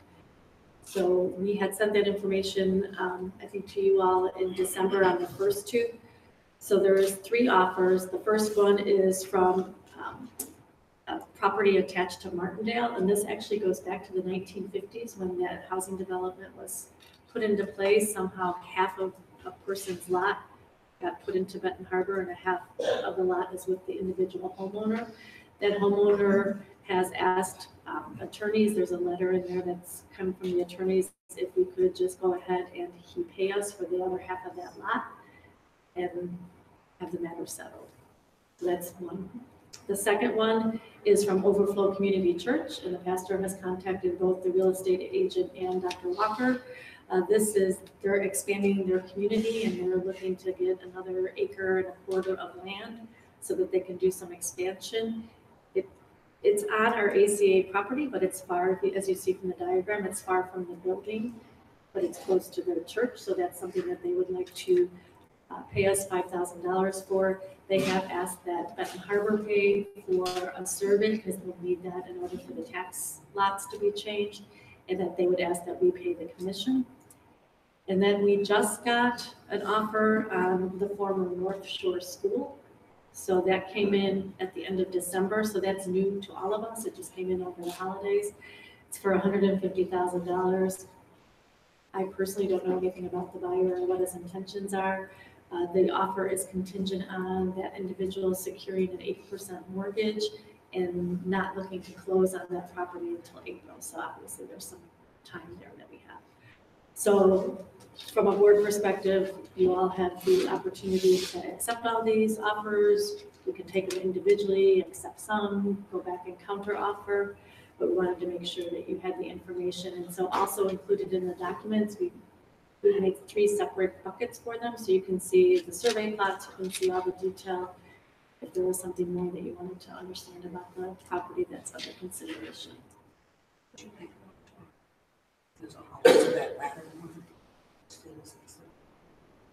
So we have told the realtor that until we have a decision on the real estate strategic plan, that we don't want to entertain, particularly on the buildings, until we have that plan finalized. So he understands this.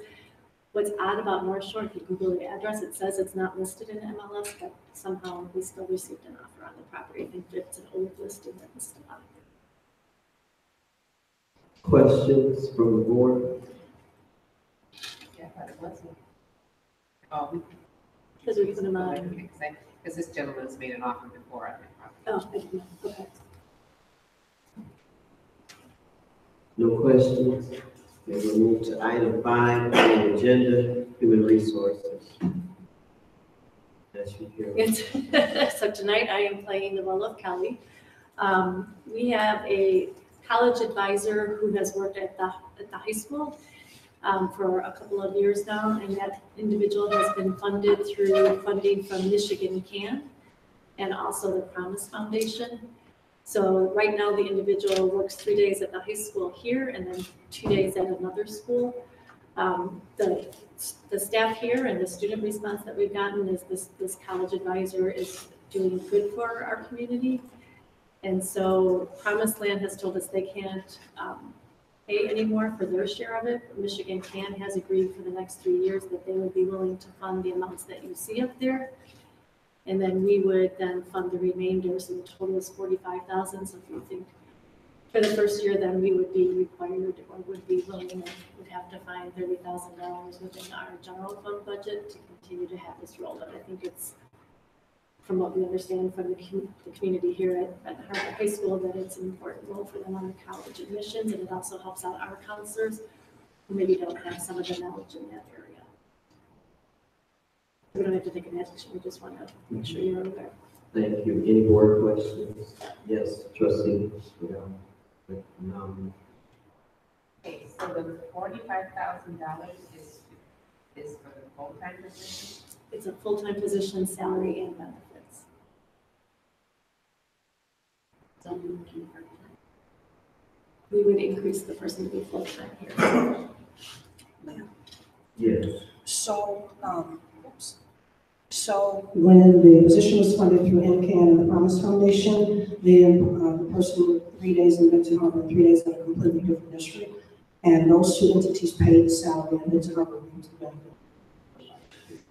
Now that the foundation is saying they can no longer pay the portion, MCAN is willing to partner with the district and continue to pay their portion over this 3-year contract. Again, as Ms. Gibbs has said, the $15,000, 10, and 5. We would pay the difference, but we now acquire this person at that cost for full time.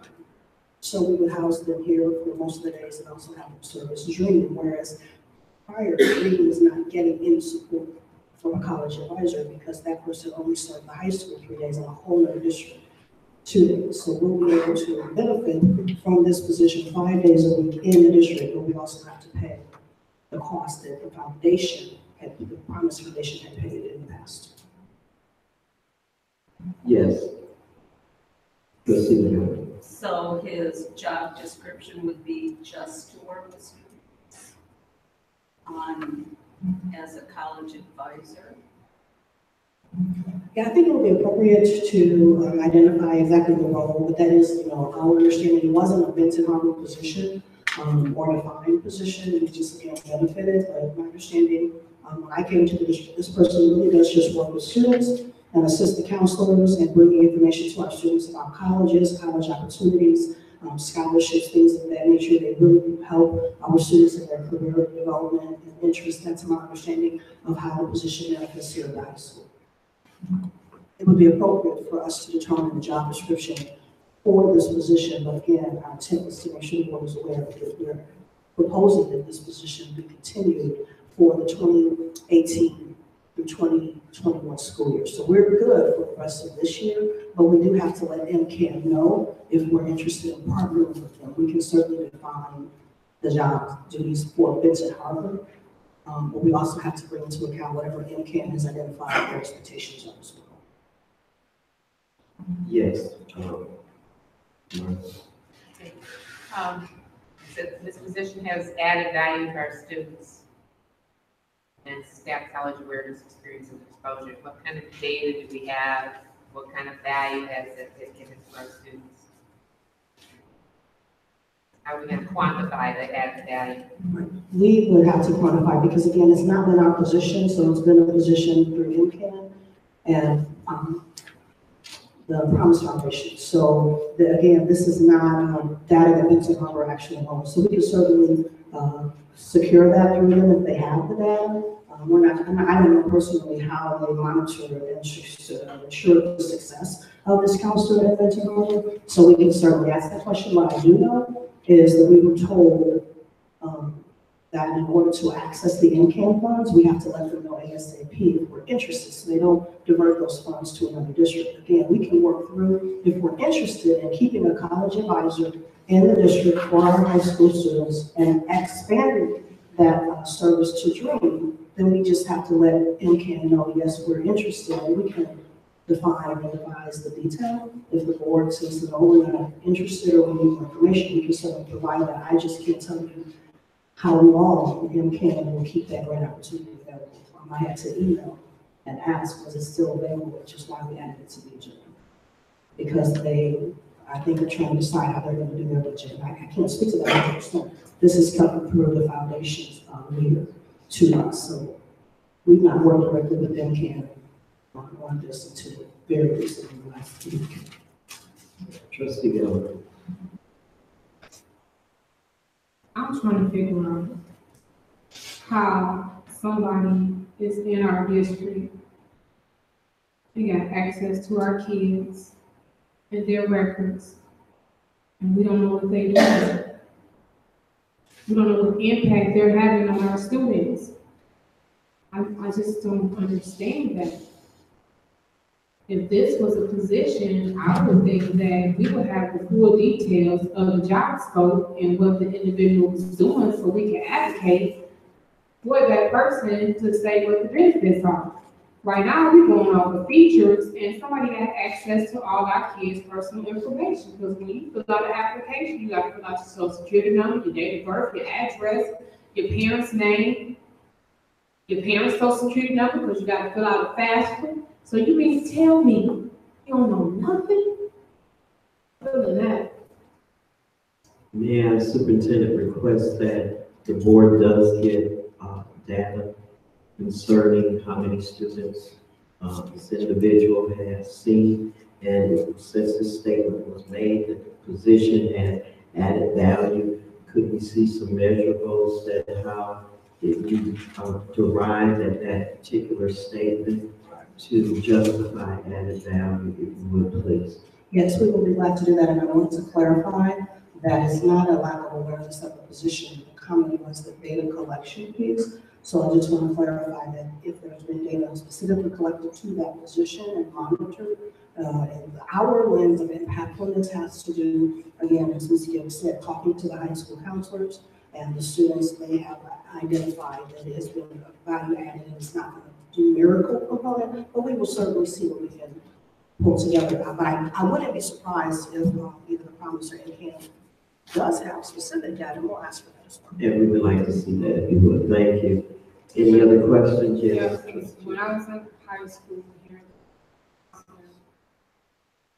they had no services for me, so I'm not aware of what the councils are doing now, but they called me in the office, they asked me if I wanted to go to college, putting out my information, and we had thousands of kids. It was 500 students in our freshman class. We only got 443 students here at high school now. Yes, Trustee McGowan. And I agree. You said, my other question is, it would be a 3-year commitment. So that means that our dollar amount would be more as the years progress. And also, as with our other teachers, if they got a raise, this person would also get a raise. So it wouldn't just be 45 for 3 years, the dollar amount would increase. And where would we get this money from? So I will speak to, again, this contract that we're under, that we're benefiting from with the foundation and NCAN has been 3 years prior to most of us being here. My understanding is that the way they've managed the cost year, the question is they replace that person every year with kind of like an intern. So there's someone who is working to become a counselor who's gotten a degree, is a recent graduate, and they promised would hire that person and place them here in Benton Harbor. This contract that was entered in before we came between the district, Promise Foundation, and NCAN.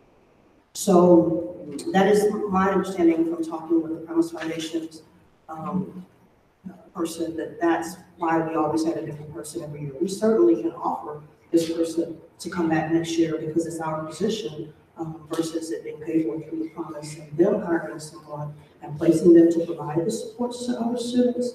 But that is my understanding to your question of how they manage the cost. And then you asked another question in the first half, and that's what my mind is about. Other two questions in there. You had another question, Trustee McGowan, that you know. Well, I was just saying the salary. And so this is not a certified counselor? It's a new counselor out of school, freshly graduated, so the cost of what you pay them, you don't have to worry about, increasing their salary every year because the way the foundation did it, and it doesn't mean we have to do it this way. My understanding is they hired someone new every year in that position who was freshly graduated as a counselor to give them experiences on learning how to be a counselor, but in a very helpful way to the district because of their efforts as the Promise Foundation and the MCAN, this council.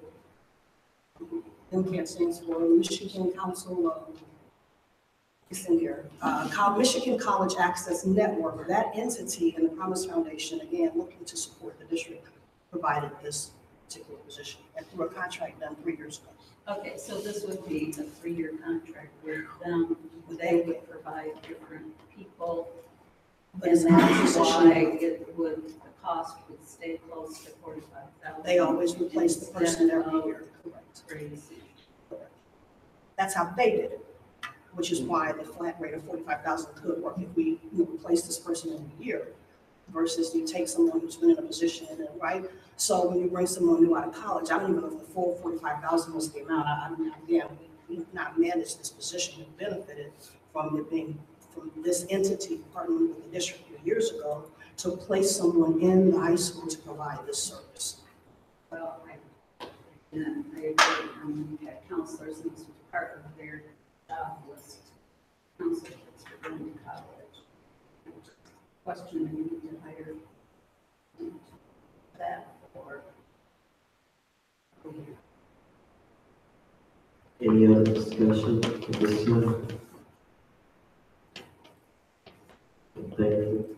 Next item on the agenda is district vehicles and potential sale to CSM.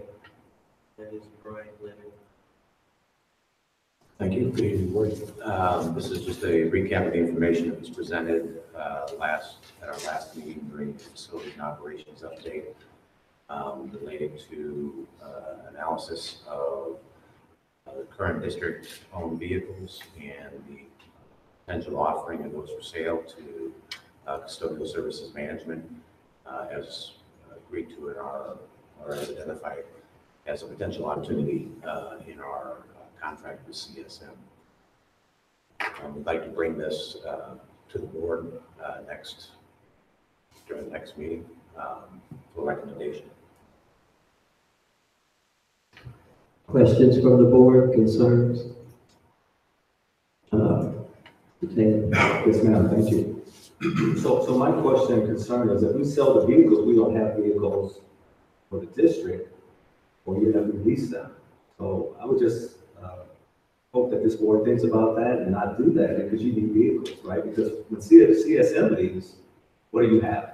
You have zero. So you need to keep your vehicles in tow. And even, for example, with the superintendent's vehicle, that just needs to go to the Jeep dealership, get looked at, right? Because we gotta be mindful. So if it is a process of making sure that we manage our vehicles, let's put a maintenance process in, right? Where we look at like police stations, fire stations, whatever, replacing a vehicle or two when it's needed. So we need to put some of those maintenance pieces in place, but we should not sell these vehicles only if it's, just totally outdated and just not working, but we need our vehicles for the district. Other comments from board members? Why does Mr. Leonard want to sell these vehicles?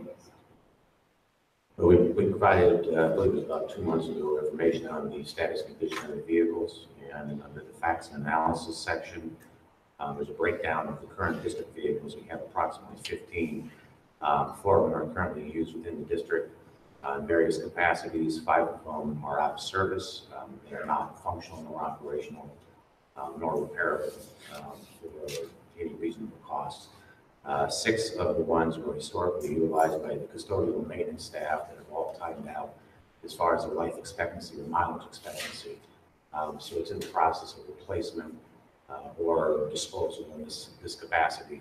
CSM would then take on the responsibility for managing and maintaining the related costs of those vehicles if the district so chose to move forward with a recurring replacement plan.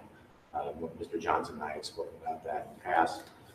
Ms. Gibbs, and I'm sure we will be speaking about that in the future, which is actually well overdue at this point in time with the number of the vehicles that are still functioning. So this was a good opportunity to build on the partnership with CSM and then move on from that point. So, you want to sell them those vehicles to purchase new ones for the district? Well, we would not need the same number of vehicles because it is a responsibility of CSM to provide vehicles for their staff. So it would be the custodial and maintenance staff that are currently employed, which is all the current custodial and maintenance staff within the district by CSM. So why wouldn't we just charge them to use the vehicles? We did an estimation on that. That was one of the opportunities or options to see if they would be interested in this arrangement on those vehicles. Numbers may lend themselves to a company's interest in that or may not. So quick question, so within this proposal, you have three different motions, three different opportunities for motions. Well, we identified some alternatives that might be available. We will be respectfully submitting a recommendation on the staff report at the next, at the regular scheduled meeting, requesting that the Board of Education authorize the superintendent to negotiate the sale of district vehicles identified in the CSM services offer, and to purchase and finalize that sale for no less than the stated amount.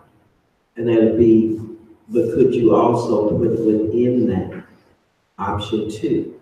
So you have more than one option according to this, so that there is another motion available in case the board wants to deny that motion and take on another motion. I might suggest I can reach out to the company prior to that point in time and ask if they would have any interest in that. CSM has provided 2 proposals based at this point in time, specifying their interest in what they wish to purchase. Again, it's purely up to them. Okay, thank you, Mr. I think, again, this is an opportunity to support why the recommendation is being made to sell versus to lease, because two important pieces. A, there is no staff within Benton Harbor that would actually use these vehicles because we no longer employ those staff who used them in the past. Those are services that are outsourced, so minus these couple of vehicles that have been identified, the food service needs, the technology needs, the vehicles, if we did not lease them, we did not sell them, we literally sit and they would incur costs in the district. So it goes back to, again, the responsibility we have to the consent agreement in terms of, doing all that we can to minimize any types of, such as having vehicles. So it's, finding that balance between, to your point, President Taylor, is it best to lease this? Is it best to keep this? If we should need them again in the future, or because of the condition that they're in, having them sit, which we see in some of the vehicles as I learned more about these 15 vehicles that I had no idea the district had as I came into the district and started to learn. I think one of them was mentioned is in a garage and it's just dilapidated over time, not being cared for and sitting. So I'm no expert around vehicles by far, but again, the recommendation centered on decreasing liability, decreasing costs for the district by releasing these to CSM. We're not going to use them if we don't sell them or release them because we don't have the staff to work in that role anymore. They no longer work with EDU staff that we're utilizing. So just wanted to kind of reiterate that to the board as to why this recommendation is being made to sell. Okay. However, we do have to consistently do RFPs to bids for different services such as custodial, snow plowing. So we do need to have options for that, just like for districts. So all the buses, now we stuck with, don't have any buses. Our buses are leaked out to different districts within our community. So I don't understand why we will sell those because we already did an auction with the previous consent agreement consultant, Cynthia McGraw. And we auctioned off all of the excess property that was identified by treasury. So we keep on talking about this consent agreement, let's talk about this partnership agreement and these task force and this doggone district improvement plan. Are we trying to sell our stuff?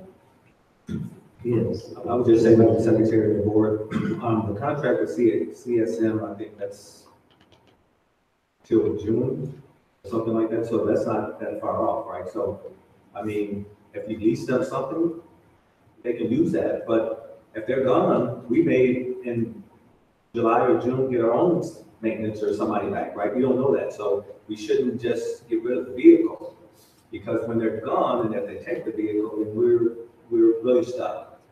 Right? And to to Vice President Gully's point, now we don't have buses, right? So what if we lose our bus contract and the other contractor says, where your buses at, right? So we gotta make sure that we do our due diligence.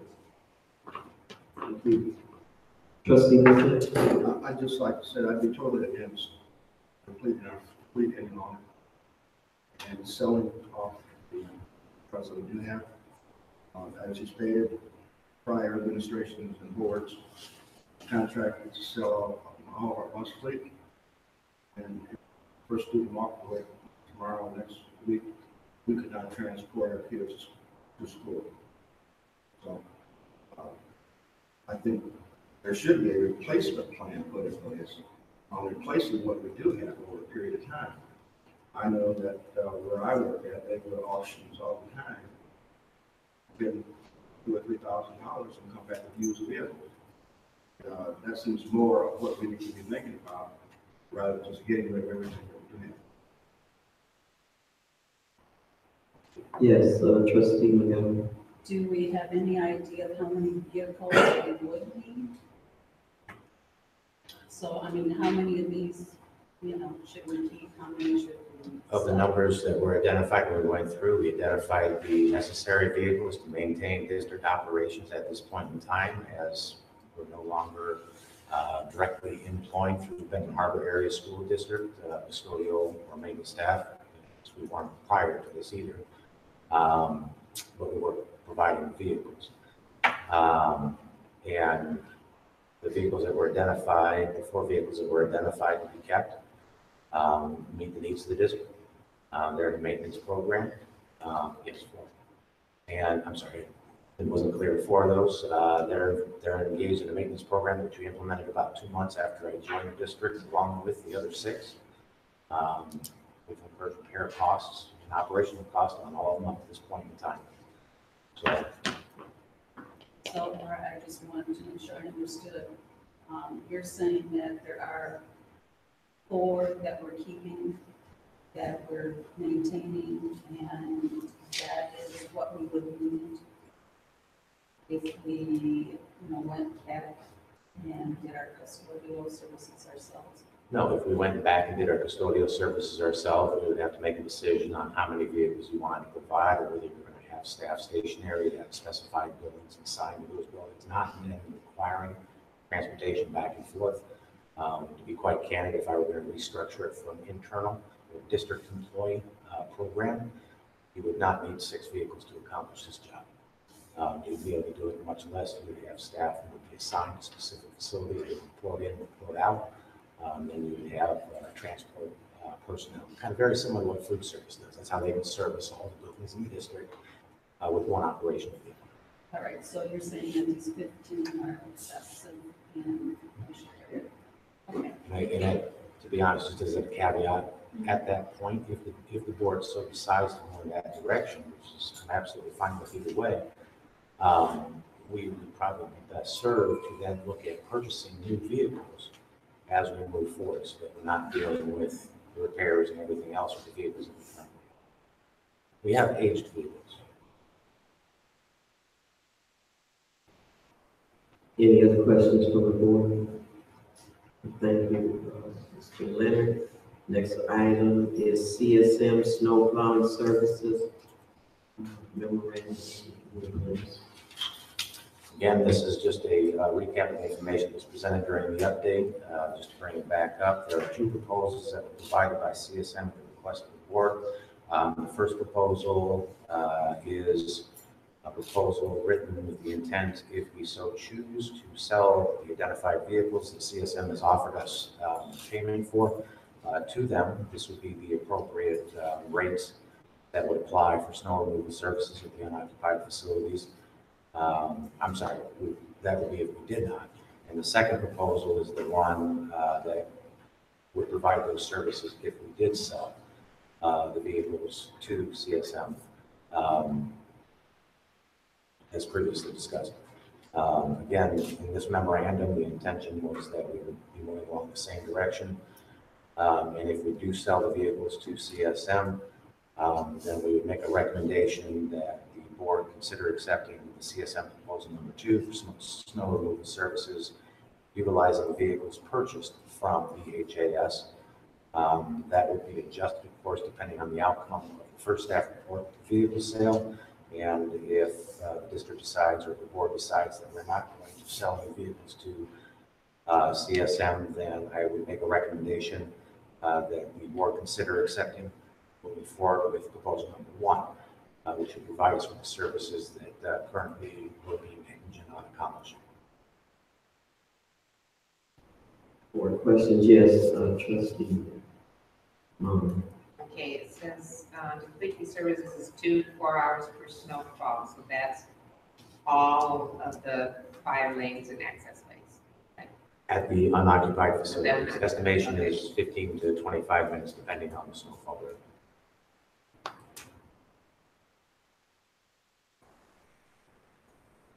Yes, trustee Taylor. Thank you, Madam President. So the question, Mr. Leonard, is what exactly is a fire lane? Because when I go past boarding school in those places, and I stay out from boarding school, there's no fire lane, right? So that should be 0. Most of these schools don't have a fire lane. To me, would be a fire hydrant, right, in front of the school.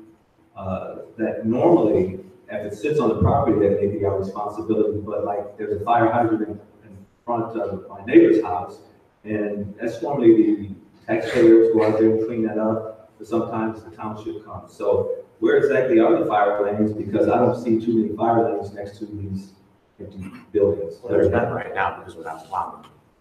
What we provided last year is that you would be able to take an emergency management vehicle of any type, whether it be fire, police, whatever, around the building to any entranceway that's within the building.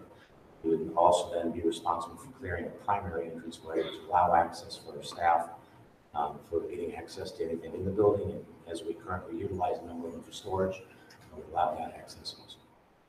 So why do we need, if you think about a city,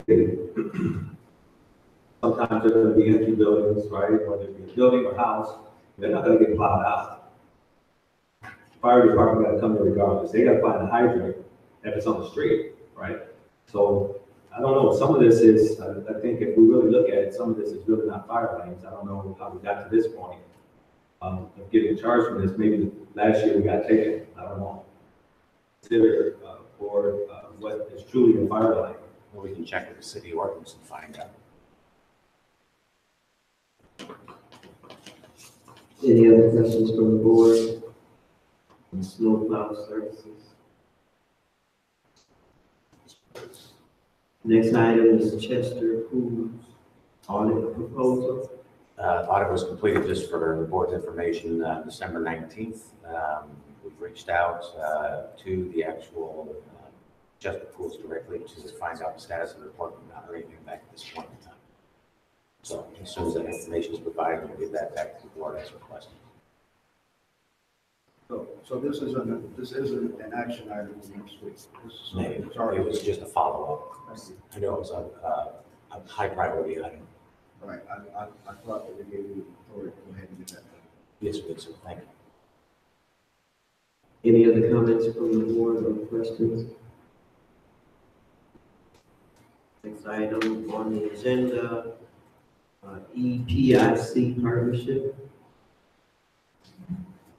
Through the partnership agreement, one of the entities that the state brought to partnership districts was an opportunity to partner with Michigan State University with some researchers whose program is titled EPIC, and their work is not funded by the state, it's some other funding source, but their work is to, they're interested particularly in looking at the whole partnership agreement model and how it's been executed in the state of Michigan in school districts, and expressed an interest, we expressed an interest and they've expressed an interest in coming in and giving like an assessment or an audit on Benson Harbor in terms of the partnership framework, which I believe will help the board and some of the questions that it asks around the partnership agreement and its implementation compared to best practice across the nation. So they do a lot of their researching company, researching team out of Michigan State University. And they are going to, again, support the partnership agreement work. And so Benton Harbor, we're going to partner with them and allow them to not disclose our district name, et cetera, but to really look at our work through a partnership agreement as a district and give that researchers, the data, they'll look at data, you guys will get a lot of data, a lot of information from them, they'll be able to make recommendations and suggestions and really give us an assessment of the progress from an outside unvested entity whose work is about research. So just wanted to let the board know that that is an opportunity for the partnership agreement that was made available to partner industry, so we'd like to take advantage of that opportunity and participate. And what cost to the district? No, there's no cost.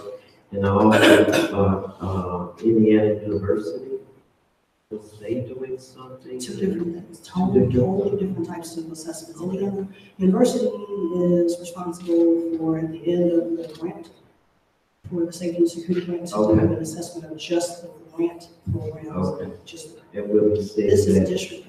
Okay, thank you, trustee Brown. No more assessments from all these abbreviated, acronym companies. We didn't have enough. I've read so many assessments since I got to the district of what, the central office is supposed to be doing. We have a superintendent making an astronomical amount of money, $180,000, with only 2,100 students in the district, and she don't know what's going on and how the partnership agreement is working. I'm tired of people coming here and collecting data on our kids, on my children. Enough already. If you in the buildings every day, all day, you should know what the needs are and what improvements are working and what's not. We have the scorecard. We already got the partnership agreement, and we have the entities that's supposed to be doing the work, but they don't even meet in the school buildings. They meet outside the district. I'm just tired of this. How do everybody want to come in and do an assessment and the research of the data, and this is what you'll understand? I totally understand what's going on. You're not paying attention to what's going on. That's what's going on. You're not addressing the root cause of the issues. That's what's going on. We're too busy up here, and we're not down here. We're not in the trenches. This is a waste of time. This is a waste of implementing what the people need, what the teachers need. Just another central office smoke and mirrors. I say no. I know they already did it, but no thank you, state of Michigan. Board members, any other board members comments, questions? Thank you, Dr. Walker. Consent items. Yes, to share with the board, the Varian Community Foundation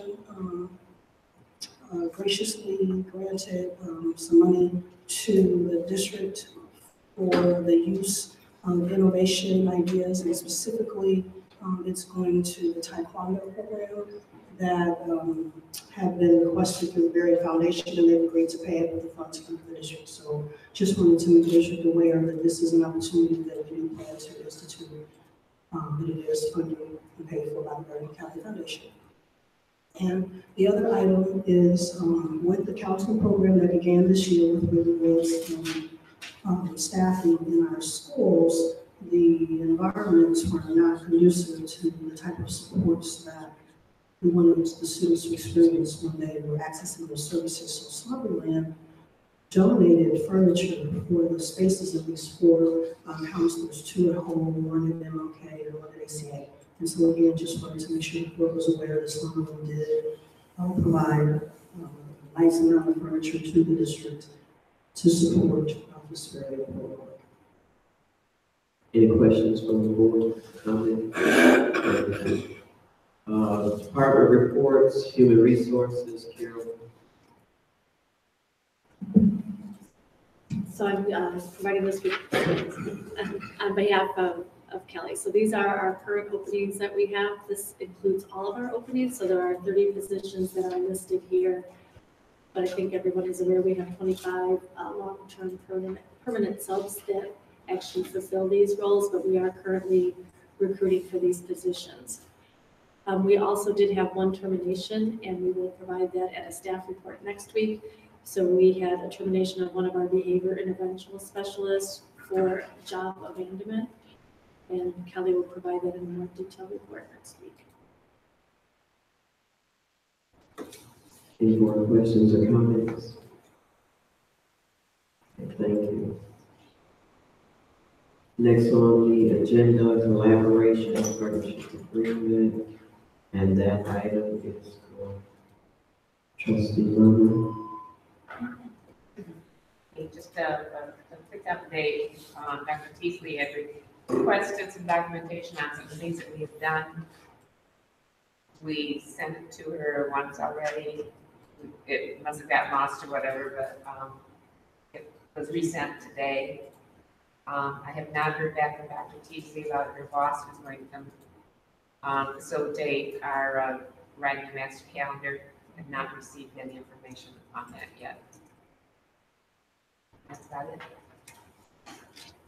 Any more questions for trustee Lover? Thank you. Number 11.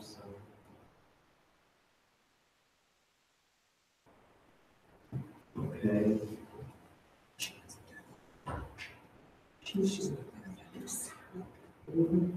Okay, thank you. No, you're fine. Okay. Next on the agenda is partnership agreement update, and that's Dr. Walker. Thank you. Again, as we shared, as I shared last month, you can see the partnership agreement update in this newsletter form. It'll always come to the board, and then we'll share with the partners. And so, highlight some news items. Again, I'm going to leave them to you all. They're going to see it. I recognizing the nice turnout, the outstanding turnout we had at the quarterly meeting, that we are adding Arts Communication Academy as to the partnership agreement, although it's not required. Also, that the month of January is school recognition month, so we're hearing from Sue soon. We're going to be asking the board to come early next week. We'd like to have a reception for you and have some things for you to recognize your commitment to the district and the kids. As I know, we also are planning to submit a grant for access to partnership agreement funds that became available when the SRO office was merged back with MDE, so that's a process. And then, of course, if there are other things that the partners or the board, the city, anyone has to help the communication between the entities, this is the venue. I also wanted to thank those who came to the meeting, identified, thank the local media for their coverage, and attached is the article that Harold Palladium presented that spoke to a summary of the positive outcomes from the partnership meeting, indicating that the partners are very pleased with the progress the district is making, looking at the data that have been provided that day, and is available to recognize that we are benchmarking nicely toward the partnership agreement goals that were established last year.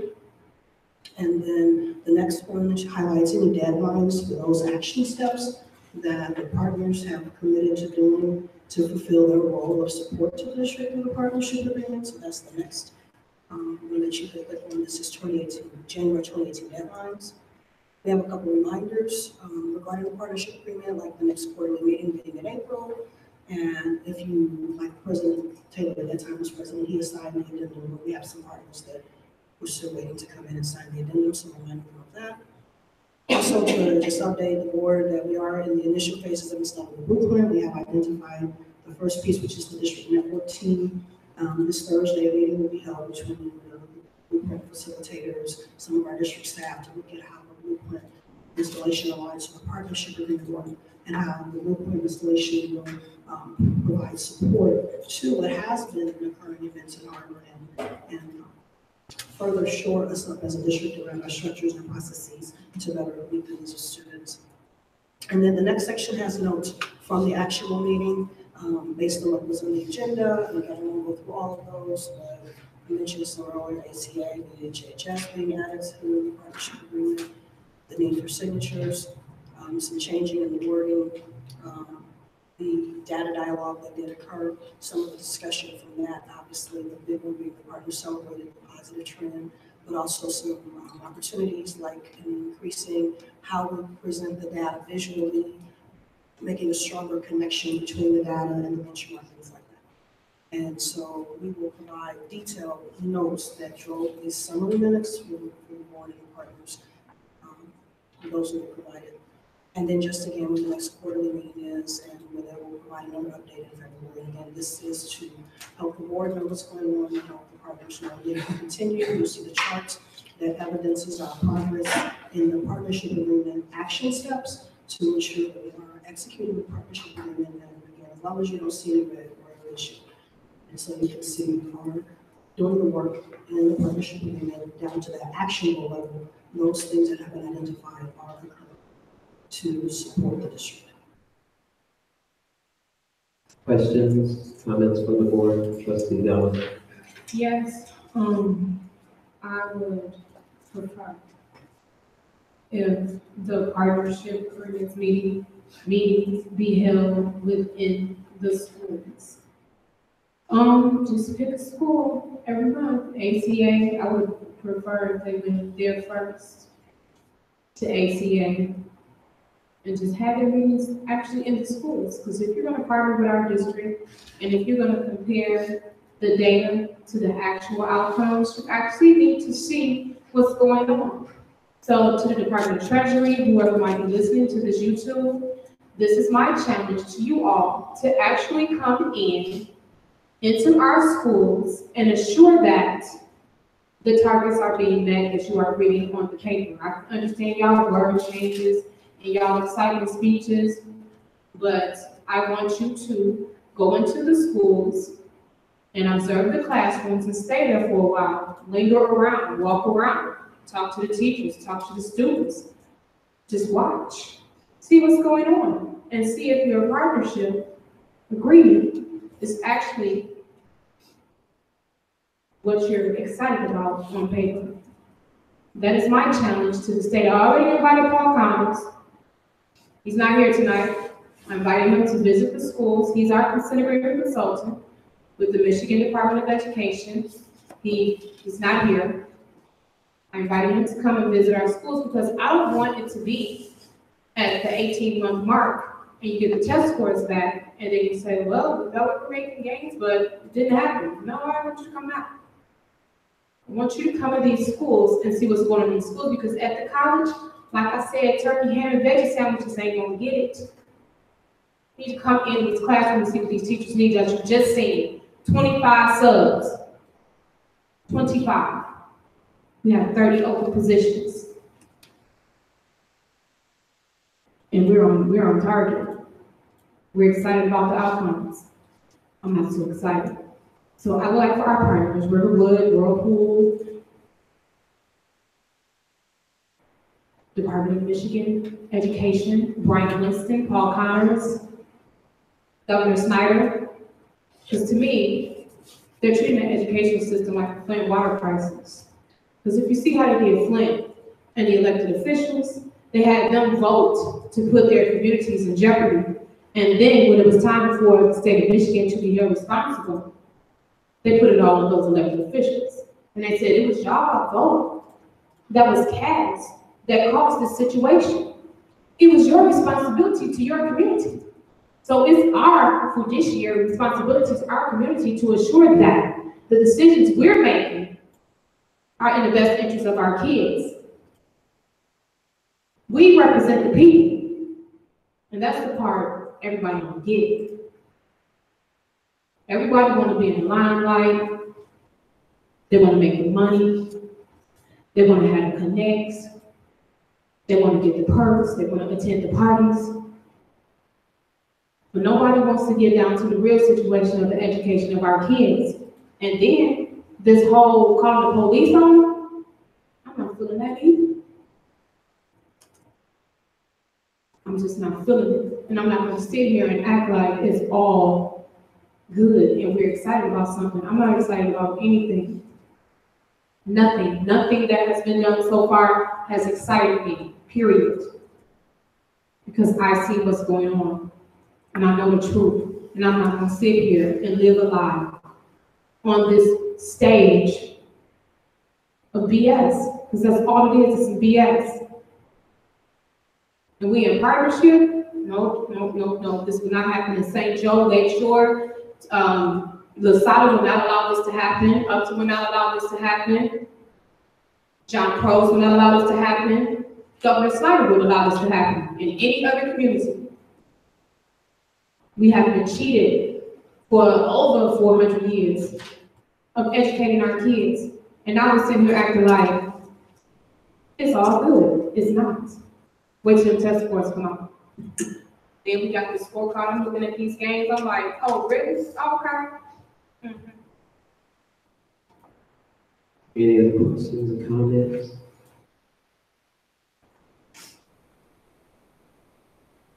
Okay, thank you, Dr. Marker. Board discussion. We have, grant funds, Neola options, staff report number 2. If you would. If we've had opportunity to look over the grant funds, we did receive a, email with some changes from Neola to put in the grant fund, and this is an opportunity to discuss it. Mr. Taylor. Yes, ma'am. I recommend to the board that we check all 3 boxes. And also, where it says proposals with budgets exceeding, we should put $1,000, right? That way, at least the board knows what we're looking at. Because if not, then that means that we don't know, right? They can go with $5,000, $10,000. So at least I would recommend checking all boxes and putting exceeding $1,000.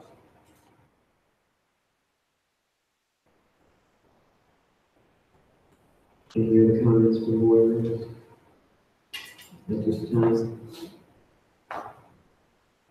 Or you can put $500. 500, no. You say anything over Yes. 500?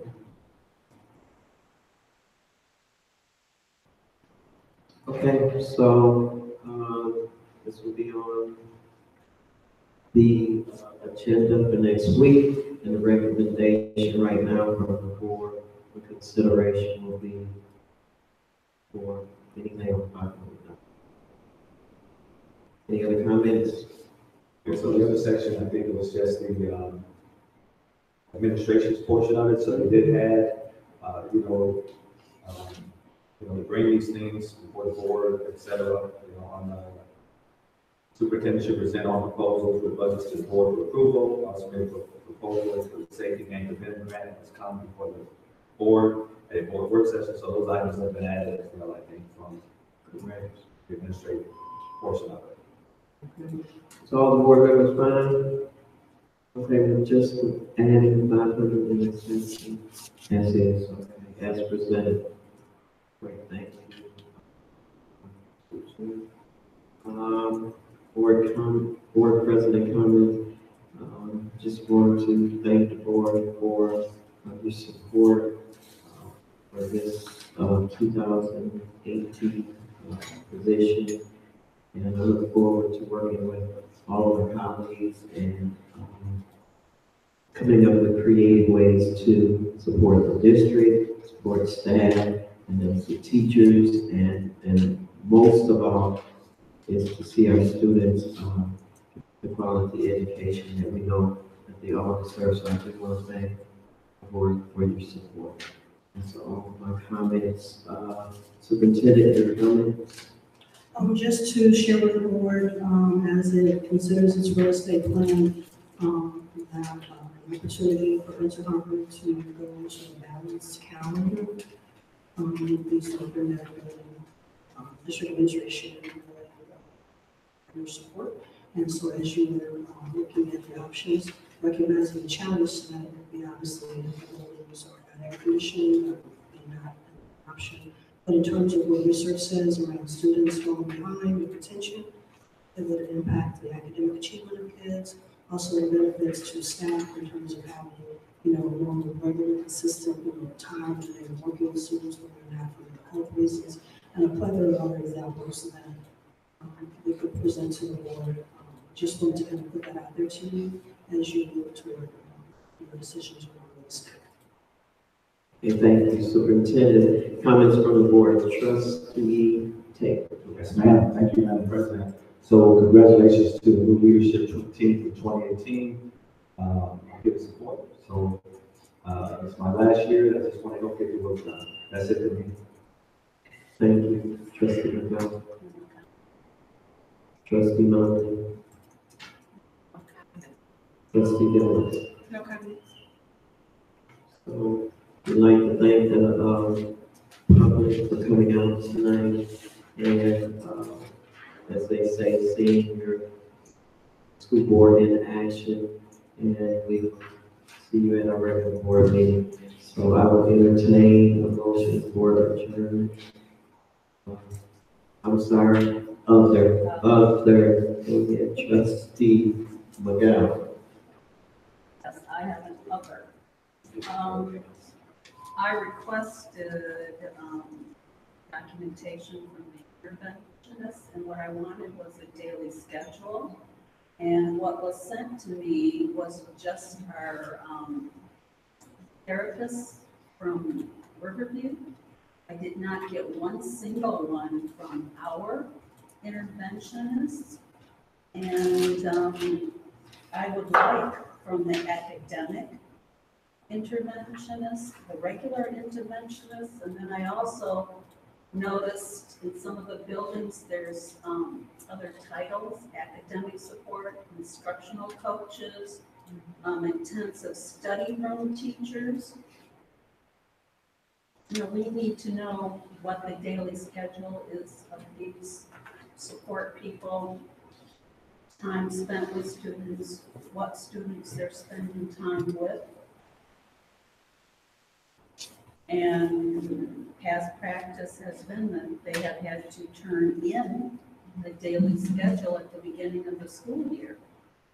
So I'm hoping that, you know, the building administrators have one, and this is not a complicated task. My other concern is looking at the Riverwood, excuse me.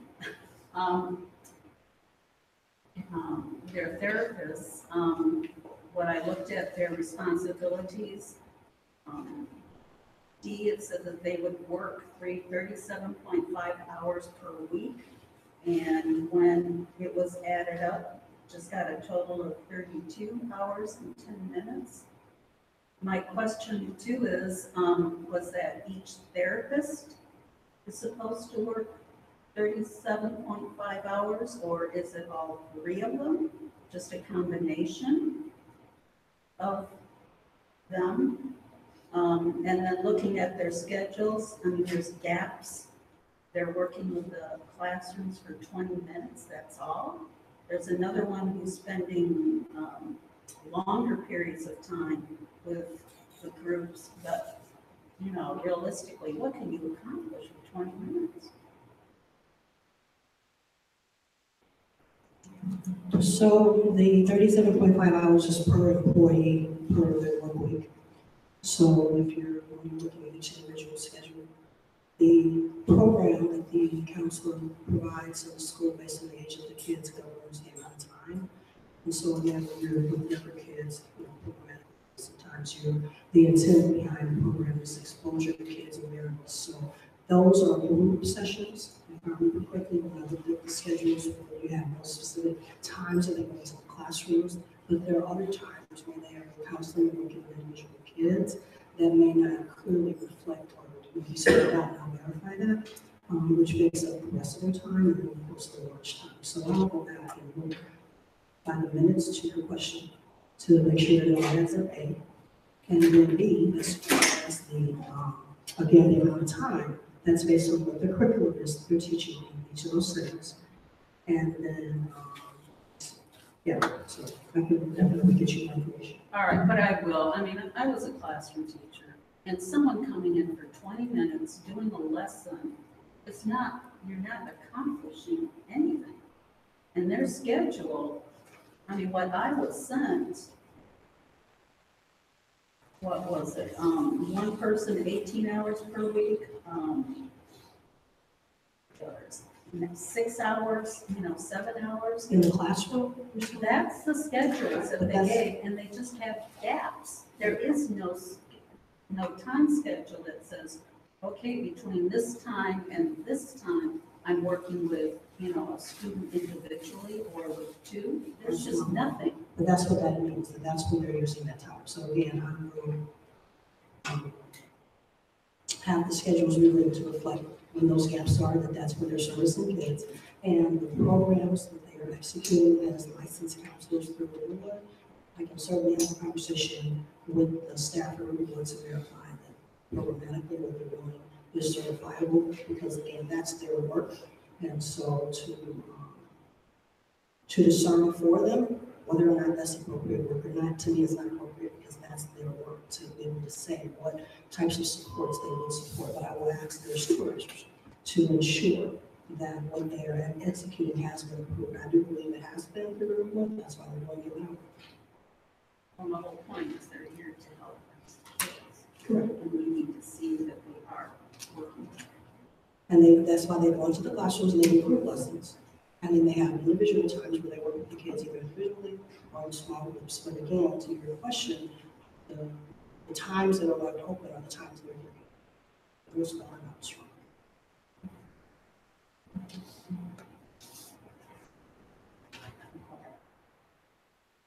All right, so I support the motion to close the meeting. I need a second. Okay. Madam Secretary, please call the roll. Joseph Taylor, Yes. Marla Seats, Yes. Martha Mamani, yes. And Angelica Brown? Yes. Margaret Gaston, Lisa Colley? Yes. Okay. We're free. The meeting is adjourned. Thank you.